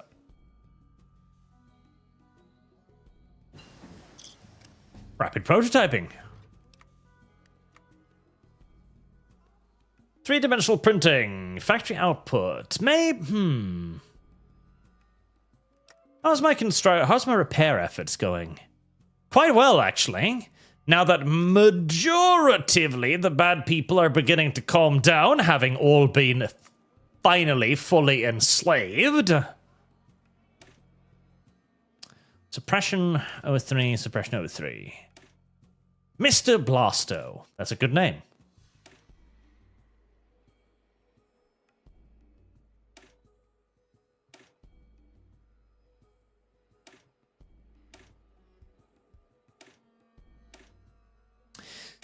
Hardness. What else do I need? Do I need more robotics? Impact-resistant chassis. Hardness. Oh, yes. Hardness would be great. Yeah, right. Start researching that.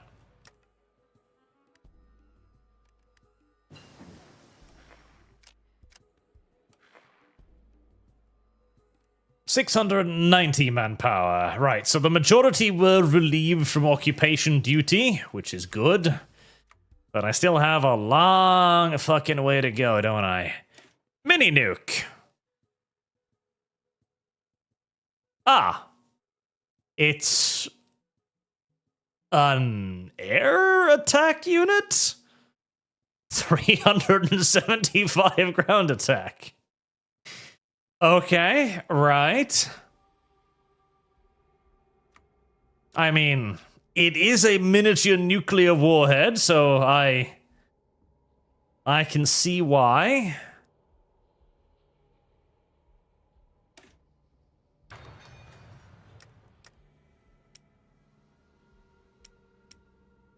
Ah, mini nuke. Well, its range is extraordinarily short.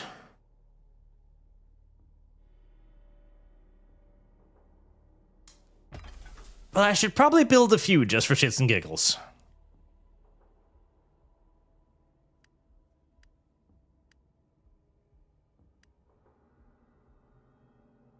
Okay, vertibirds, VB1s, I can soon replace those. Something a bit more useful.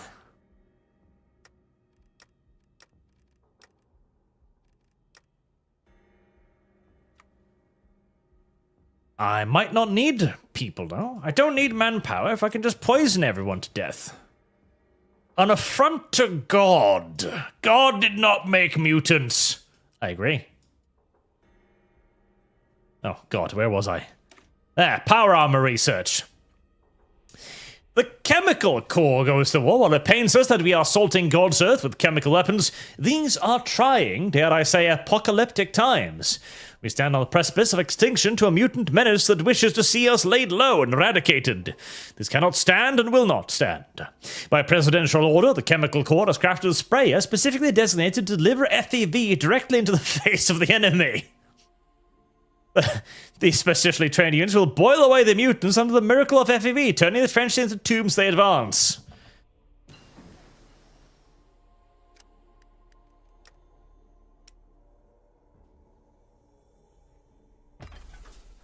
Fucking hell.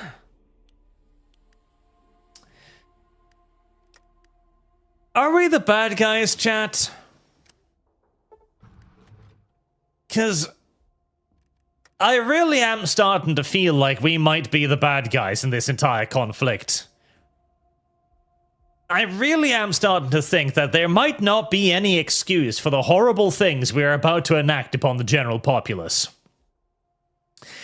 The Chicago Enclave conducted a war game today. They conduct real-life simulation of an assault on a fortified mutant position, manned by live fire, automated turrets, and robots for authenticity. First wave of disposable clones and mutant slaves charged a minefield to clear it. Jesus. Surviving clones and mutant slaves then charged enemy positions. While the robots and turrets were busy slaughtering them, vertibirds rained hellfire down on the robots and turrets. This risky exercise was a resounding success. Despite the use of lethal weaponry on both sides, no human lost their lives, and mutant clone casualties were better than expected. Right.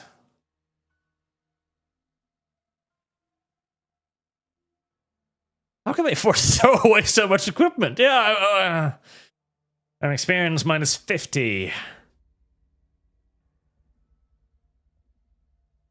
Organize our own army drills, air experience.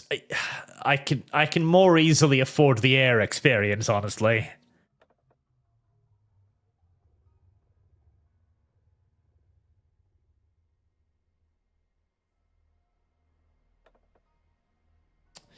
Ground support.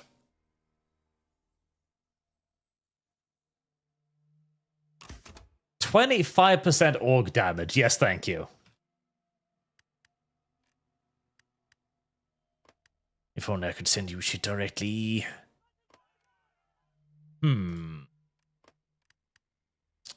If they're at war, though, then I can send them shit directly.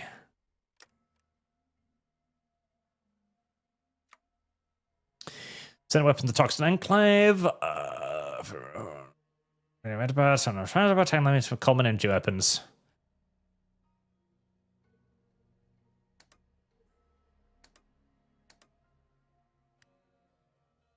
Okay. You need to take over command a little bit there, thank fucking Jesus. Right, let's send them another wave of reinforcements, and then, partially for shits and giggles, I'm gonna try seeing what happens if they attack, because I feel like they can win. And with me being able to pour in enormous amounts of Lend-Lease, I feel like this is a war that is entirely winnable for them.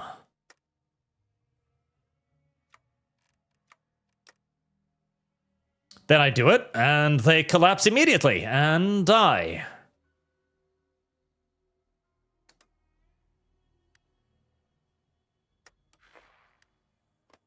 Right, they are now at war.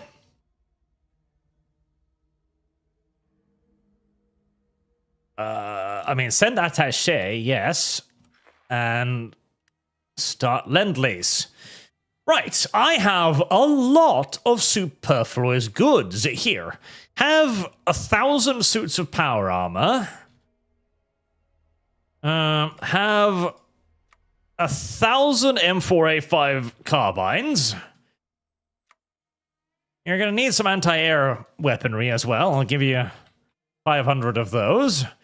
I'm not giving you any plasma rifles just yet. Fuck you. I know you're salivating over the plasma rifles, but I don't even have enough of them for myself yet, so no plasma rifles for you.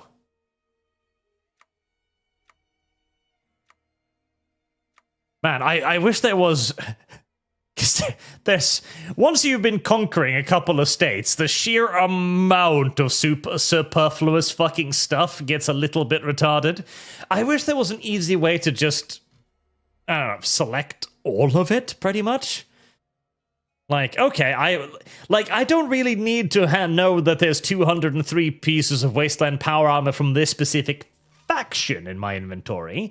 I just want to send them X amount of power armor, and then maybe have a little tick box that says, oh, send surplus equipment from other factions first. That would be nice. And you're going to need some support equipment too.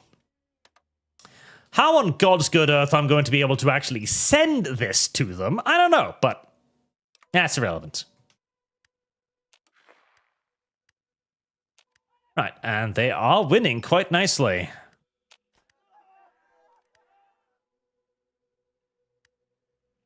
Oh.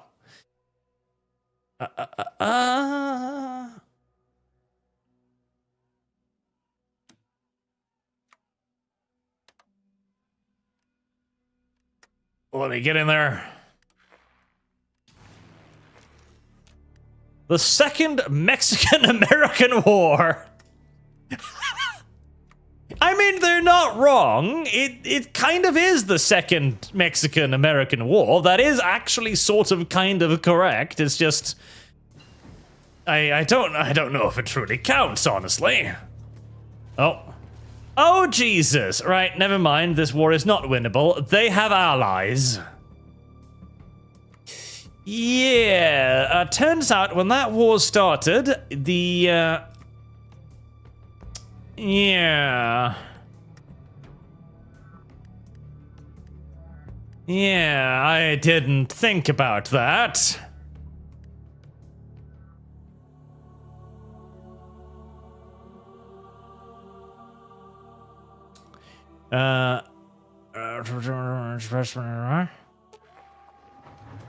Oh, we declare war first. Yeah, no, that's not gonna work. No, that is holy shit. Right?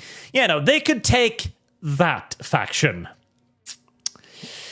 They can take that faction, but oh Jesus. Okay, yeah, no, that's yeah.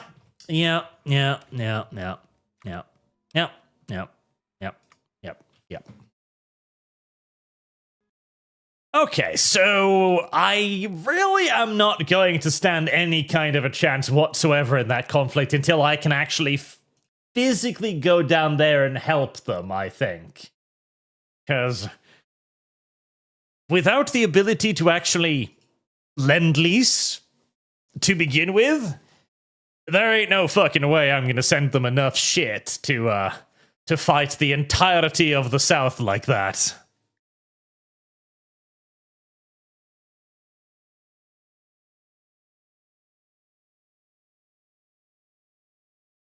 All right, well, lesson learned. That's a bit upsetting. I was kind of hoping that, like, I could, like, nurture the Texan Enclave slowly through a couple of wars, build them up a little bit. No, it's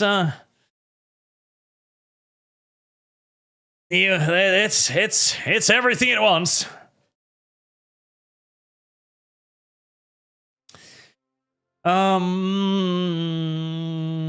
Maybe if you'd, like, activated them super early?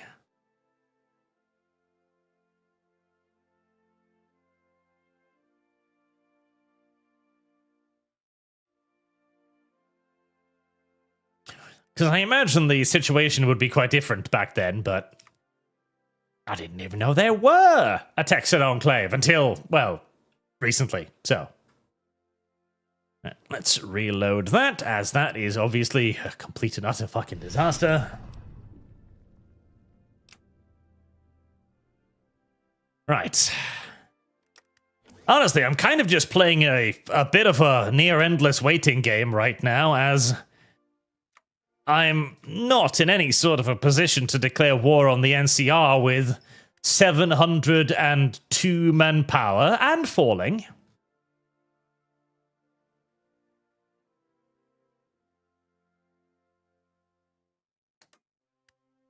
Continue hiding activities from the NCR. How's the wasteland occupation going? It's 24%. It's almost complete.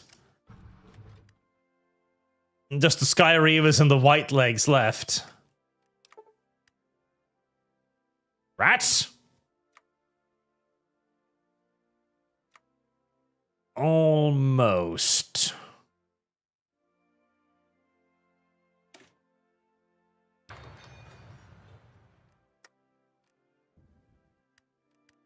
I still have no idea how I'm ever going to fight the NCR, mind you. Oh. I didn't notice that I had NCR sympathizers to my north as well. That's unfortunate. I have no idea how I'm supposed to fight the NCR. Absolutely fucking none. Because I'm gonna need so many more dudes. It is hilarious. Alright, well, for now, we're gonna need APCs and tanks. We need to maximize every advantage we have. That means sentry bots, that means tanks, that means air power, as air power will be an enormous leveling factor in the numbers. If I can get jets, and they're stuck with turboprops and monoplanes, I can win the air war. If I can win the air war, then suddenly winning the land war is no longer quite as forlorn a hope.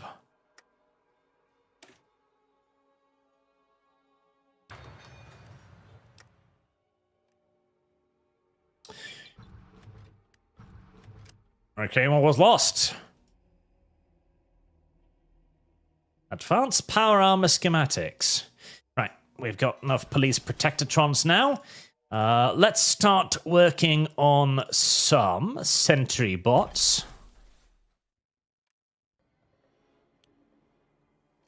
Right, what did the sentry bot thing do? I'll read that in a moment. Spec Ops, Mr. Handy, NCR, Heavy Robot Division, Combat Robots. Okay. What can I add to them? Fire teams, dogs, heavy air, vertebra, power armor, chems, recon, attack, demolition, anti-air. Right. Combat robots. Support robots?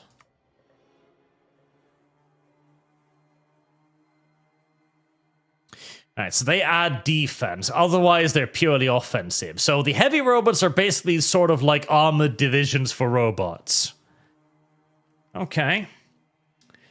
Looks like I'm going to need an entire robotics army, but that's fine. Right, I've got plenty of Winchesters now, so we don't need to produce as many of those. And to be fair, my basic infantry divisions are going to have a pretty serious edge on the NCRs, which is always good.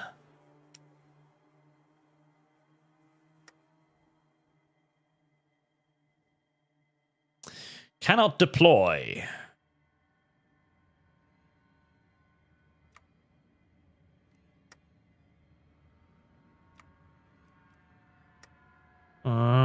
Why not? Ah, you probably take like 1,000 manpower a pop, don't you? Yes. Yeah, you probably do.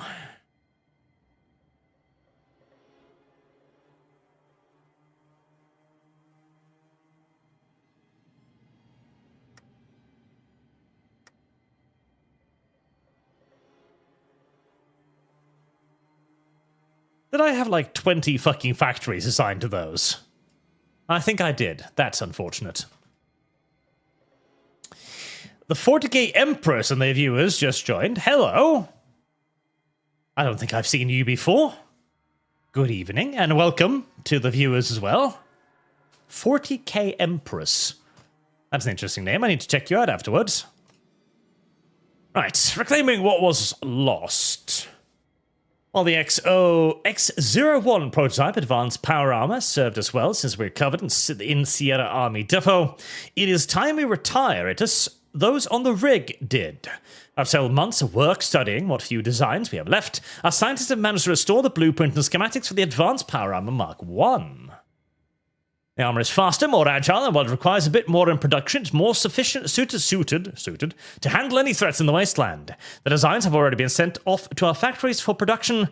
They are ready to switch over to full-scale production on your order, Mr. President.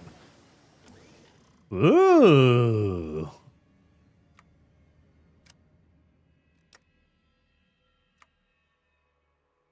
Advanced power armor. Oh, I like that. Just reactive video, actually. 40k, really? Interesting. Alright, I'll definitely will check you out later then. Thank you very much for doing that. We need to spread more of a word on that as well. I think it's very important. Alright, well, I've got myself fancy new power armor. I like that. Very fancy new power armor. Let's see, what's its stats?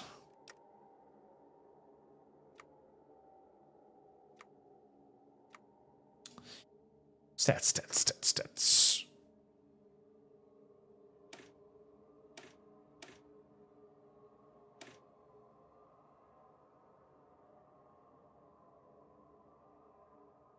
A lot is what its stats are. Okay, immediately I'm feeling significantly more optimistic about fighting the NCR again.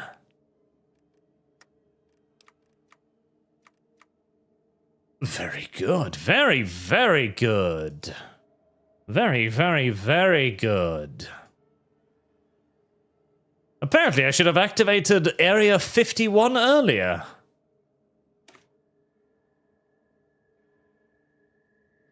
It's 13 Research Center. I have no idea what any of this does, but seeing as the previous thing I randomly clicked on gave me super power armor, I think we're going to click on more of these and see what happens. Oh, and good night, 40k Empress. I'll check you out later. Factory, probably give factories the tax cuts with cap boost, efficiency boost. Yeah, I've been thinking about doing that because there's also one that boosts your manpower, which is really, really good. But I've been spending all of the money on the bribe NCR officials option so far because, well, if I go to war with the NCR now, I'm pretty sure I'm going to lose. In fact, I'm pretty sure the war won't last a fucking weekend. So, yeah, there is that. Alright, well, if I have ridiculously fucking overpowered power armor, that is certainly going to help. Jet fighters. Solid amount of years ahead of time, but irrelevant. Get me jet fighters. Tempted to invade New Vegas, but I don't think I'd get anything out of it. Oh, okay. The Legion Civil War appears to be wrapping up, with the Legion of Hades being the winner. Unless... No. Unless... Did he just manage to declare war on like 5 other fucking factions? God, I wish I could see... Hold on. Would you accept a attaché? Ah, damn it. Yeah, of course. Having an attaché down there would actually be fucking fantastic.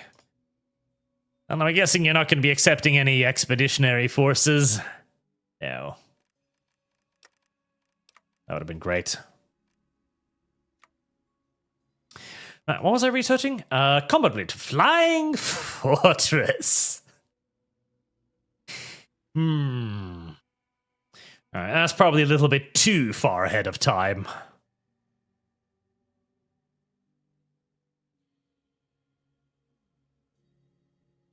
Jet attack plane, flying fortress.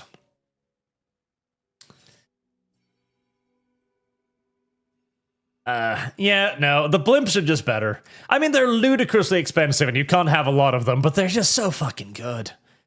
They're just so fucking good. Although some strategic bombers would not be a bad idea.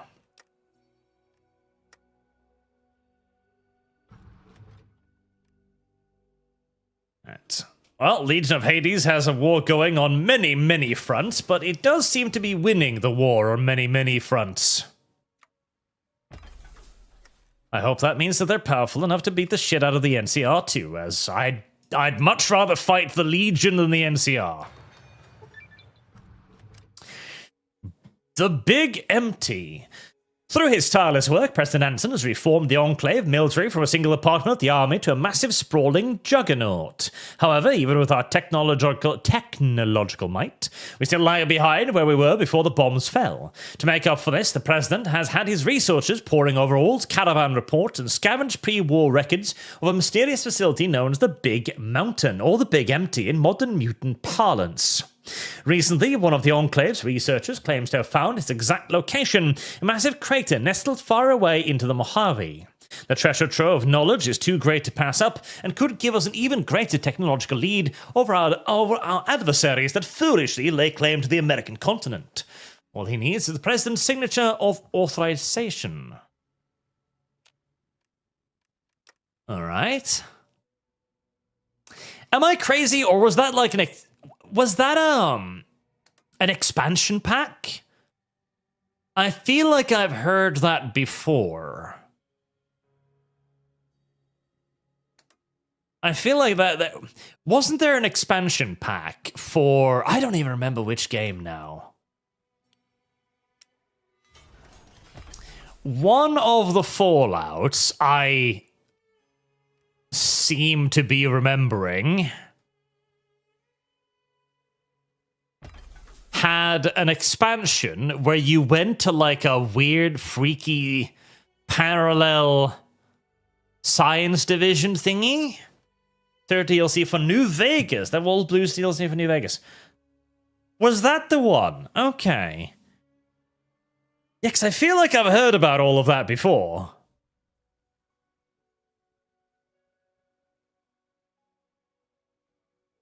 Oh, yeah, crazy.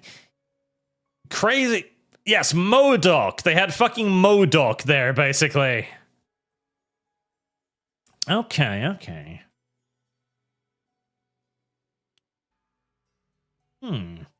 Neat. Right, I've got loads of those. I don't need any more. Got loads of those. Loads of that. Loads of that. Right, I've managed to repair a lot of this now. 1515. I have so much of this. Okay. Right.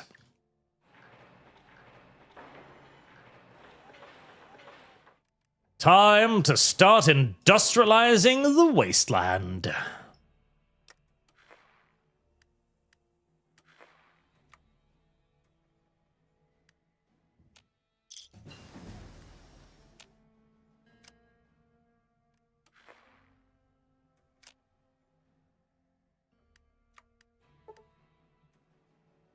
Expedition to the Big Empty. The Big Empty.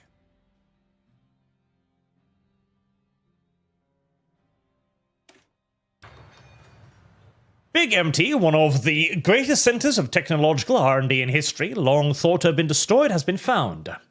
Chasing whispers of eerie lights in the night, disappearing prospectors, and more than a few wasteland horror stories, seemingly emitting from this region, our scouts were able to triangulate its location. Vertibirds destroyed the massive energy fields around the base that caused the disappearance of the first expedition sent in. As the vertibirds descended, passing over the corpse of some poor courier, there you go, the first expedition was discovered. They were liable to collapse near the entry point. The expedition was rescued just in time as a group of strange beings in surgical gowns and jumpsuits were approaching their location. Being as they were armed, they were quickly cut down and the expedition continued.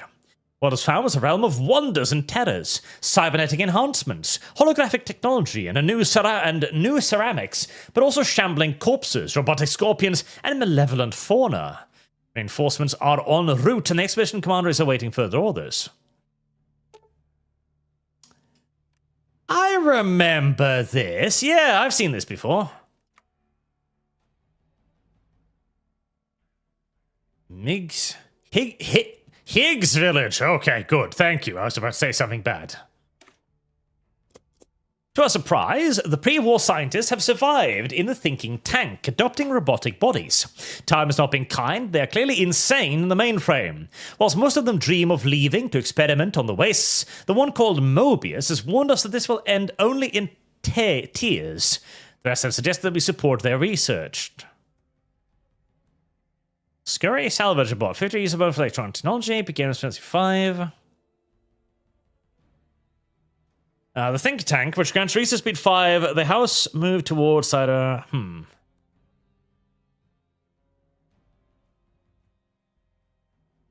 Informed Chicago, Big Mountain is back. Stay in Big Mountain. No. I think there are plenty. I think there are plenty of research subjects, non-humans, in the wasteland. I think it can be allowed to leave Big Mountain and engage in its various interesting little activities across the world. I see no harm in it. I see no harm in it whatsoever. In fact, I think it could only possibly conceivably benefit humanity if a few more mutants were to disappear every year. Yes, I see no drawbacks to this whatsoever. Absolutely none. Zip, nilch, null, and 0. What's my special...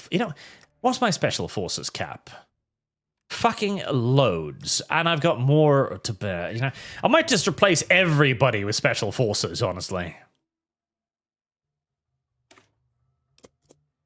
The X8 Biomechanical Testing Facility. Our troops pushed into the X8 Research Center were instantly beset upon by Night Stalkers, cyborgs, and a massive monster of a cyber mutt.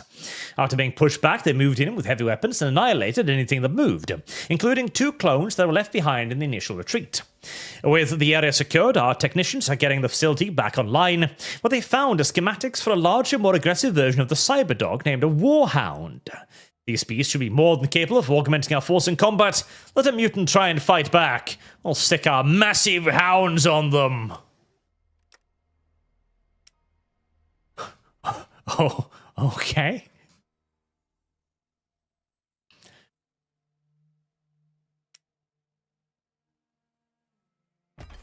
We have cyber dogs now.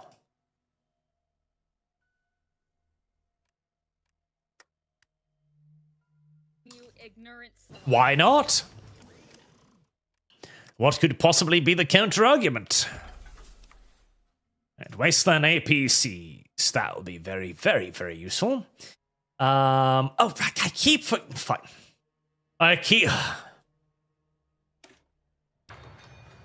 I wonder how many thousands of manpower I've wasted by not having noticed and remembered the 50% population increase option from Vault Healthcare. I genuinely wonder.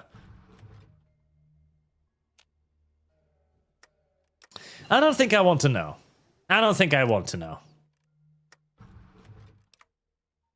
think that is knowledge that I am better left without. Production efficiency growth. I should have researched these fucking years ago.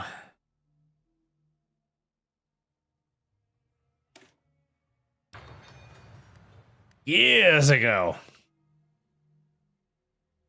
The new Higgs Village. Settled in an old hangar in the southwest of the facility, Higgs Village was a small cul-de-sac that the former executives of Big Mountain lived in. Searching their homes, it is clear they either went insane pre-war, or all this happened after the war. A few places were just downright disgusting for what they were supposed to be. Men and women of science. Regardless, we demolished the houses, repaired and sealed up the hangar.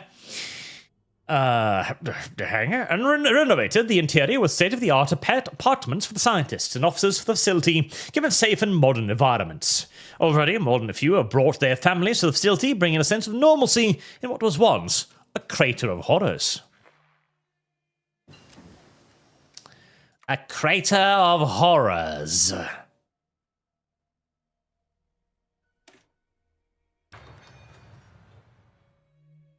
I remember very little about that DLC. But I do remember it being pretty fucking crazy. That is all I remember. Pretty crazy. That's it. Pretty crazy.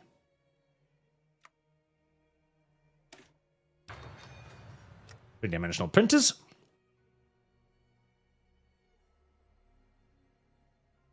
Okay, we're getting something of a pseudo respectable force together. Minigun.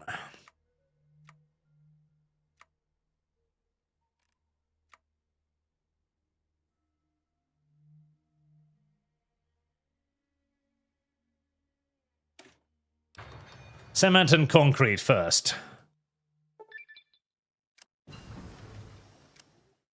A pre-war marvel. Tucked quietly away upon the big news, you are a research facility. Actually, what was I clicking on before I was distracted by the pop-up?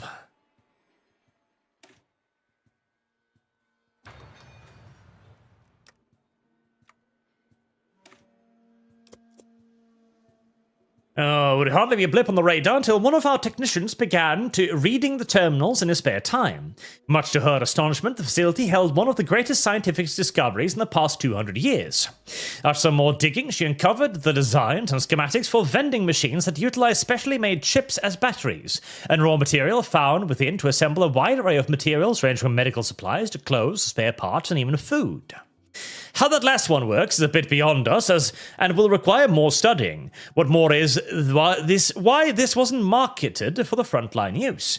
It would have saved so much from food riots pre-war, but I guess that is the flaw when having an economy geared towards fighting a war. Alas, hindsight is 2020. However, with the production facilities repaired, we can start pushing these out to those Americans who rightfully deserve such luxuries. Imagine all the Americans' conveniences being supplied by these machines. We wouldn't even need factories aside the ones creating the chips, and once they're capable of being mass-produced, we can send them out to regular American citizens. Fucking Star Trek mass producers. I do love the idea of the Star Trek replicator, by the way. It's basically also the only way that you could conceivably get the communist utopia, basically.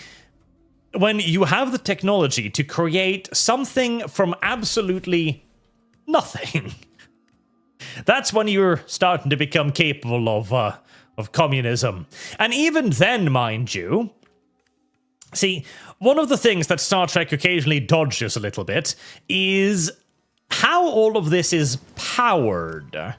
Because one would presumably think that a thing that can create something from basically nothing, using just power, well, it's probably consuming a frightening fucking quantity of power, you'd think. Jet fighter's more agile, actually. You really would think that would be devouring a truly ridiculous quantity of power. But then again, at that point in Star Trek, they really should be able to make basically Dyson spheres, and at that point, they probably wouldn't give a shit. I think there was also some kind of like Yeah, I don't think so, Ouroboros. I don't think so. Oh, they're eating the 80s. Oh, okay. Damn.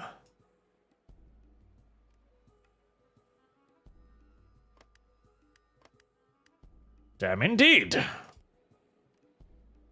I was kind of thinking the 80s would be there for a while longer. Apparently not.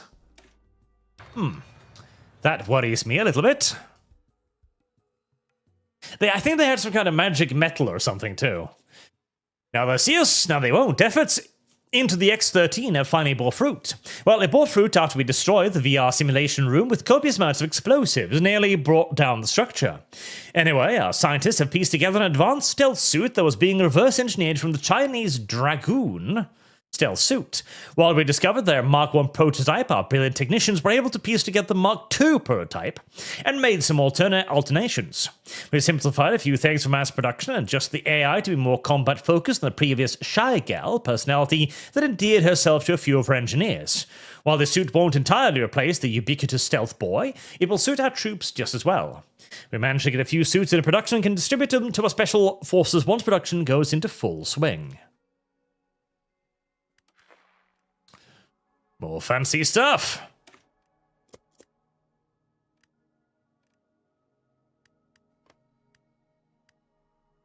I'm wondering if Ouroboros are going to be mean to me too. Right, Legion of Hades look like they have more or less won their war. They're just fighting the Ciphers right now and being held off by the fact that they're in a tiny little choke hold there. I can't help but notice that the Eastern Legion is still independent, which is slightly weird. And it appears to currently be getting its ass fucked by Provisional Republic of Texas. That damned Lanius, I tell you, he really never does anything properly. That's the problem with Lanius. He is, at the end of the day, nothing more than a very, very large fuck up. And really is a little bit unfortunate, because I kind of like Lanius, and I would like for him to be less of an enormous fuck up, but as we can all plainly see, that just isn't happening. Speaking of, how's the... Oh no, the chained choir has been taken over too! Oh. That's unfortunate. Right, hello there. Ouroboros. Are we gonna have a problem? It was hoped that some of the medical research at the Y-17 medical facility would alleviate some of the wounds we've suffered during our excavation of Big Mountain. Sadly, this was not to be the case, and the facility was full of strange robotic suits consisting of skeletons that were hostile to anything that moved. Thankfully, a healthy application of explosives and laser rifle fire ended that threat, though not without some more casualties. Sifting through the wreckage, we've discovered what these things were. A device called the Y-17 Trauma Override Harness. A gory suit was designed to be able to carry wounded soldiers back to medical centers. It appears they never got the IFF right. Well, that's not an issue to us. However, our commanders noted how effective they were, and reasoned that we could easily produce these things, stick the untold millions of skeletons lying around the wasteland in them, or screaming mutants for some fun, and then send them at the enemy in wave fashion. The suits are incredibly resilient, and we more than be able to soak up fire on the assault, allowing for power-armored units to take the initiative. I remember those things. Those were the things that basically tortured the guys inside them to death, as no matter how badly hurt they were or bleeding or whatever, the suit would just keep moving their bodies regardless, grinding broken fucking legs and limbs together. Oh.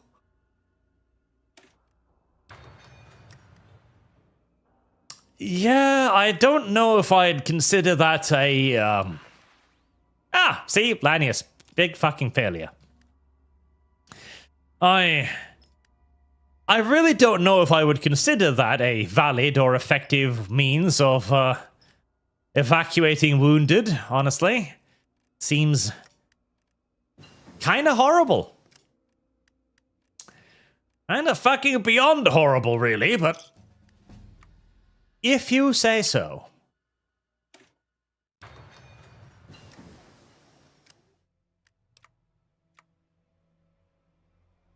Three-dimensional printers and concrete.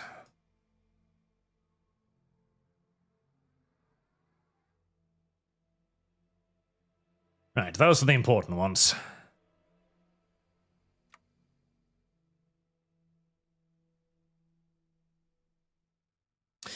Davy Rocket.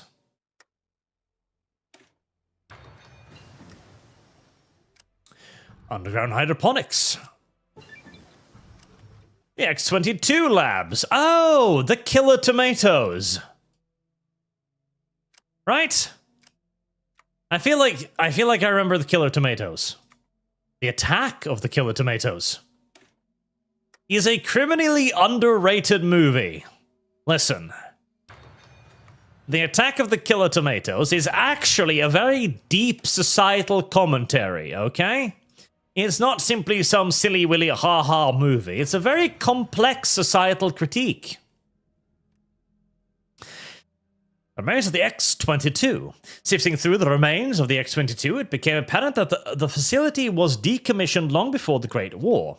Within the ruins, our troops came under attack from the spore plants and spore carriers, like what we know as Vault 22. Falling back, the ferocious flora was flamed away by demo teams, allowing our technicians to uncover some terminals.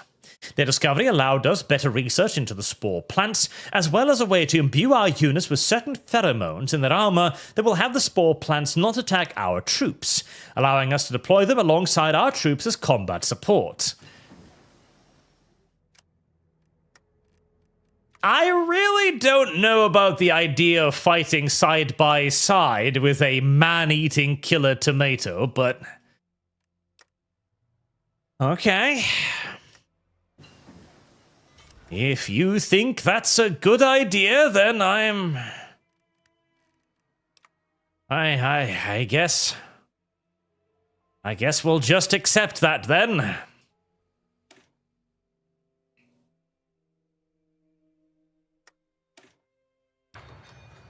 I never use maintenance support. I feel like they're never worth it. Kill them. We've got stealth technology at this point. We can kill them pretty surreptitiously.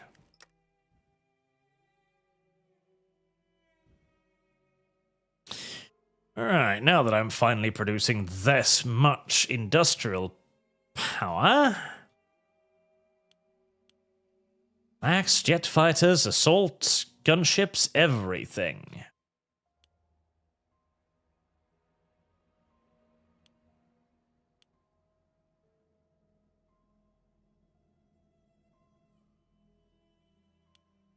We shall crush them from the sky.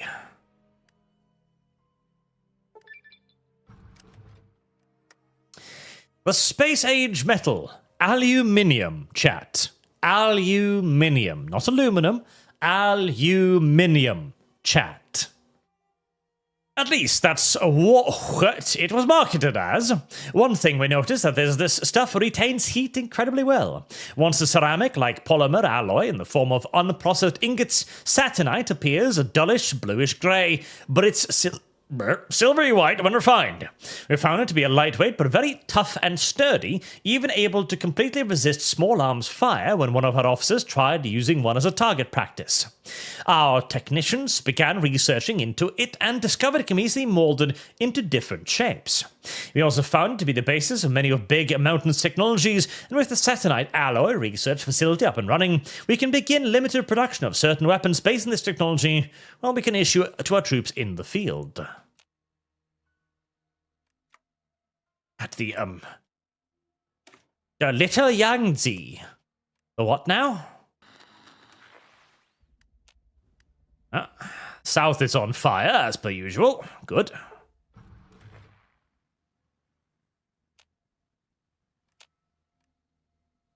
Right.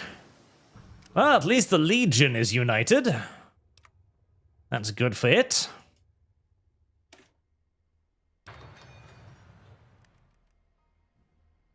Unfortunately, my damn population, rather than increasing, it's actually decreasing, which is more than a little upsetting. So where am I taking the casualties? Oh, I'm probably just taking casualties from this, aren't I? Okay, they're almost fully subdued, though.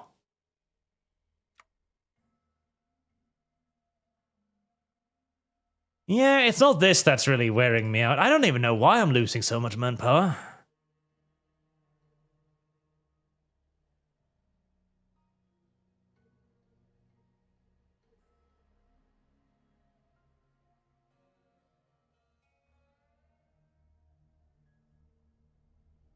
Recruitable 4.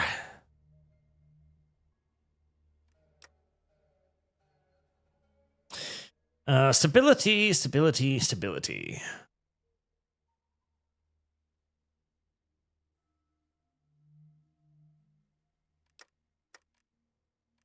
Also, I need to remember to keep moving the thing.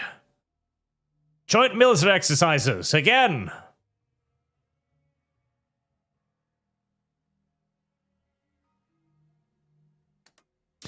And why not some mutant slaves? Everybody likes mutant slaves.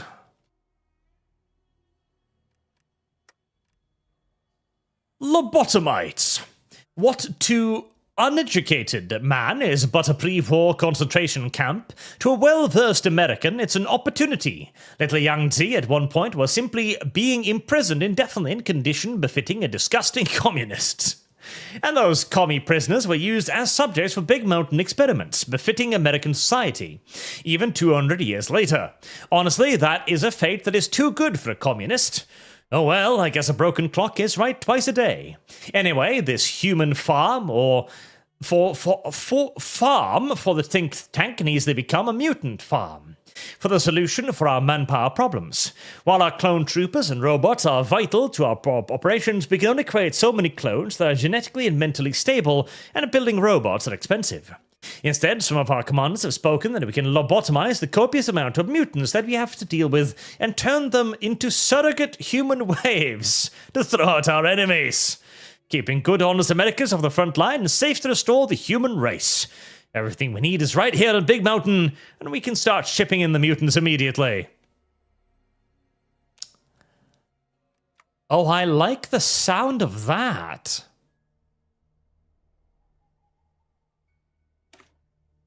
Oh, I like the sound of that.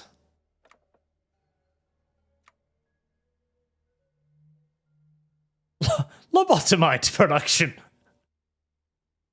Well, I mean, recruitable population +0, non-core manpower -10. I don't see how that's going to help me, honestly. I don't think that would give me any benefits whatsoever, really. But it is funny.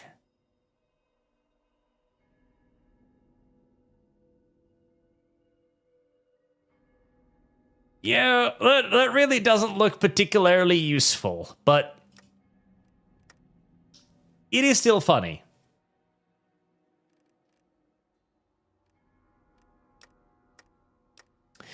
You don't need to give me a... Yeah, exactly, chat. Maybe if it was 500 every week. Yeah, no.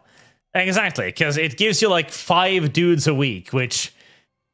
It's not enough. Is not enough. Maybe if it was 500, it'd be worth it, but... Even then, like, 0% of recruitable main manpower? Oh. That's pretty terrible, chat. That's pretty terrible.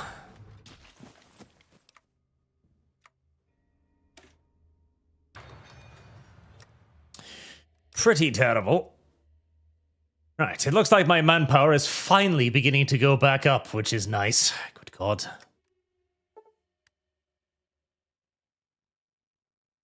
Yeah, I am not giving you anything. I'm using it to hide, goddammit.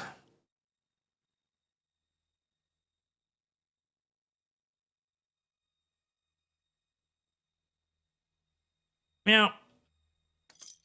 Let's spend one on grain solicitation. That manpower is kind of badly needed. My God, another free research slot. Holy shit. I don't think I've ever seen this many research slots on a faction before.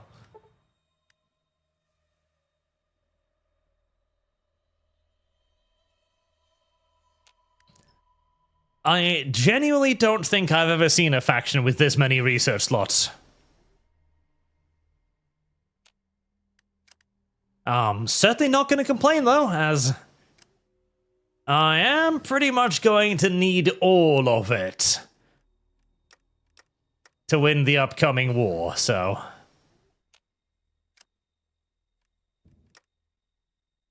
Speaking of, I wonder if there is...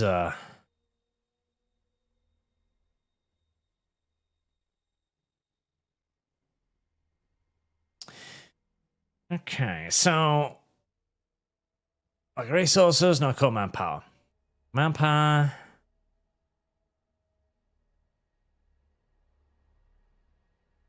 So now that the locals are all enslaved,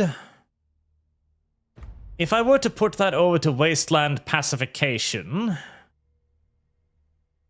then I'm not gaining any compliance gain, but that doesn't necessarily matter because resistance is already 0.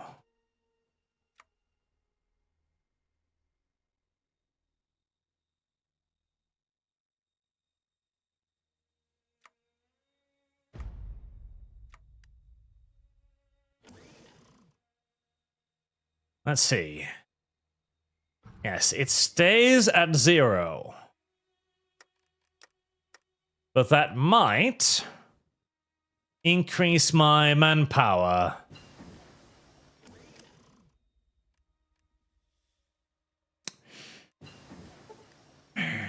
Not noticeably, honestly, no.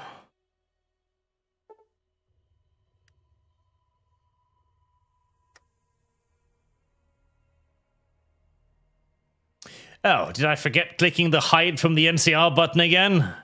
I did, didn't I? Yes, I did. Cease construction effort, cease resource extraction, cease aggression tactics, cease mercenary expeditions. Radio jam, force support, use public power, hide activation. Oh, okay, so that just kind of cease activation, cease mercenary expeditions. What does that do? I'm kind of curious now. Activates decision.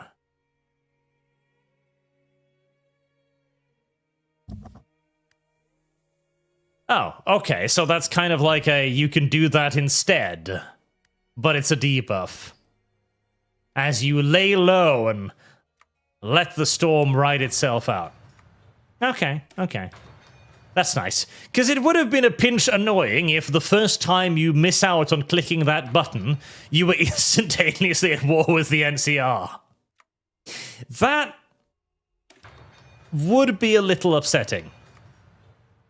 Little upsetting.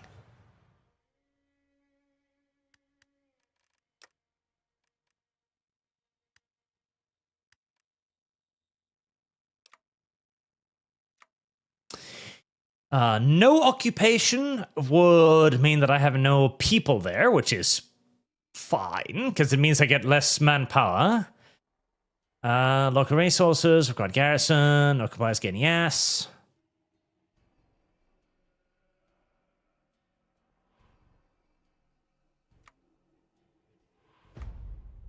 Right. But, yeah, then they're gonna start... Then they're gonna start rising up back up against me. Yep, that makes... This yellow mare's fluttery buttery bud. It makes a certain amount of sense.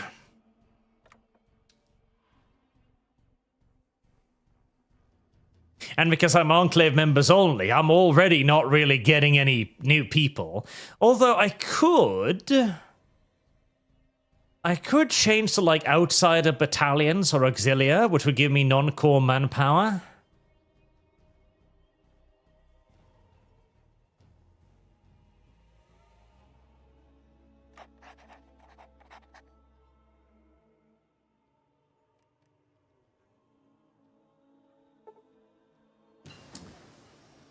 No, I don't think that really works like that.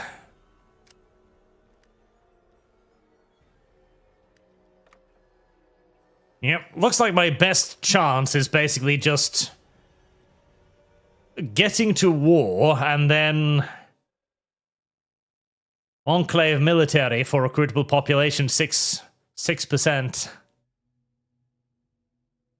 Which would be a tripling, but that's still only like a few thousand people. Nolly, hey Arch, gonna head off to dinner time, but quick law question. Can rogue traders and night houses have their own standing armies? If so, what's the limit on them?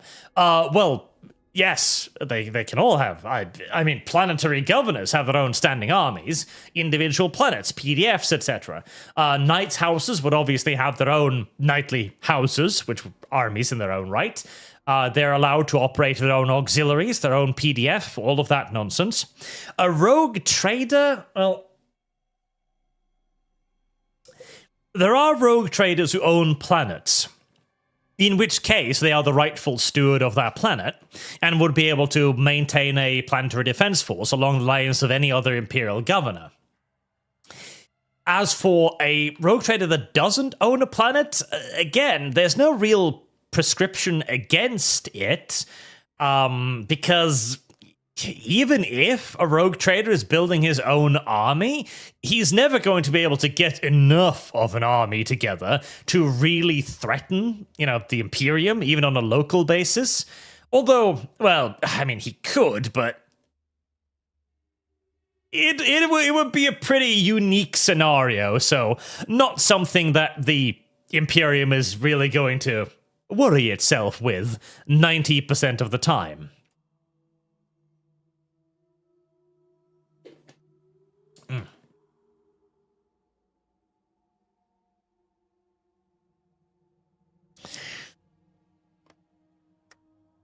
So very, very, very, very, very rarely, if ever, would they really bother themselves if there was a...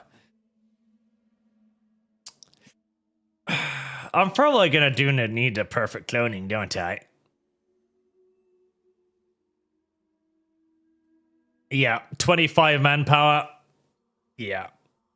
I mean, division attack minus 15% sucks, but that perfect cloning is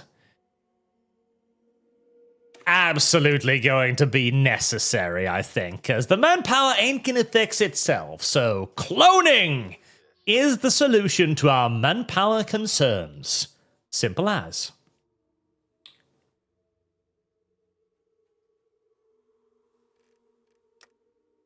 Cloning needs a lot of water production. I mean, I'm sure I can find a way to do that. But I'm going to wrap it up a little early today because I have a little bit more work to do. I have an update on yesterday's video. And we have a real good video with Sargon tomorrow as well, where we get to point and laugh a little bit as the left panics over the fact that it's suddenly realized that it's not the majority, probably anywhere, which will be very, very amusing. Thus, it'll be a good opportunity to rally Sargaruni in on the GW thing as well. I think I might play towards like a conflict here because I'm pretty much just building stuff right now, so I might rejoin you once I'm ready to, fight something. Until then, thank you all very much for watching, chat. Thank you for your very generous donations, as always, and I will see you all again tomorrow. You don't want to miss that episode of Stamford Bridge, because I think it's going to be a really, really good one. Good night, chat. Oh, kittens! Hey, Arch. There are national focuses that give you 10% recruitable population each. Also, are you dismantling industry in captured territories?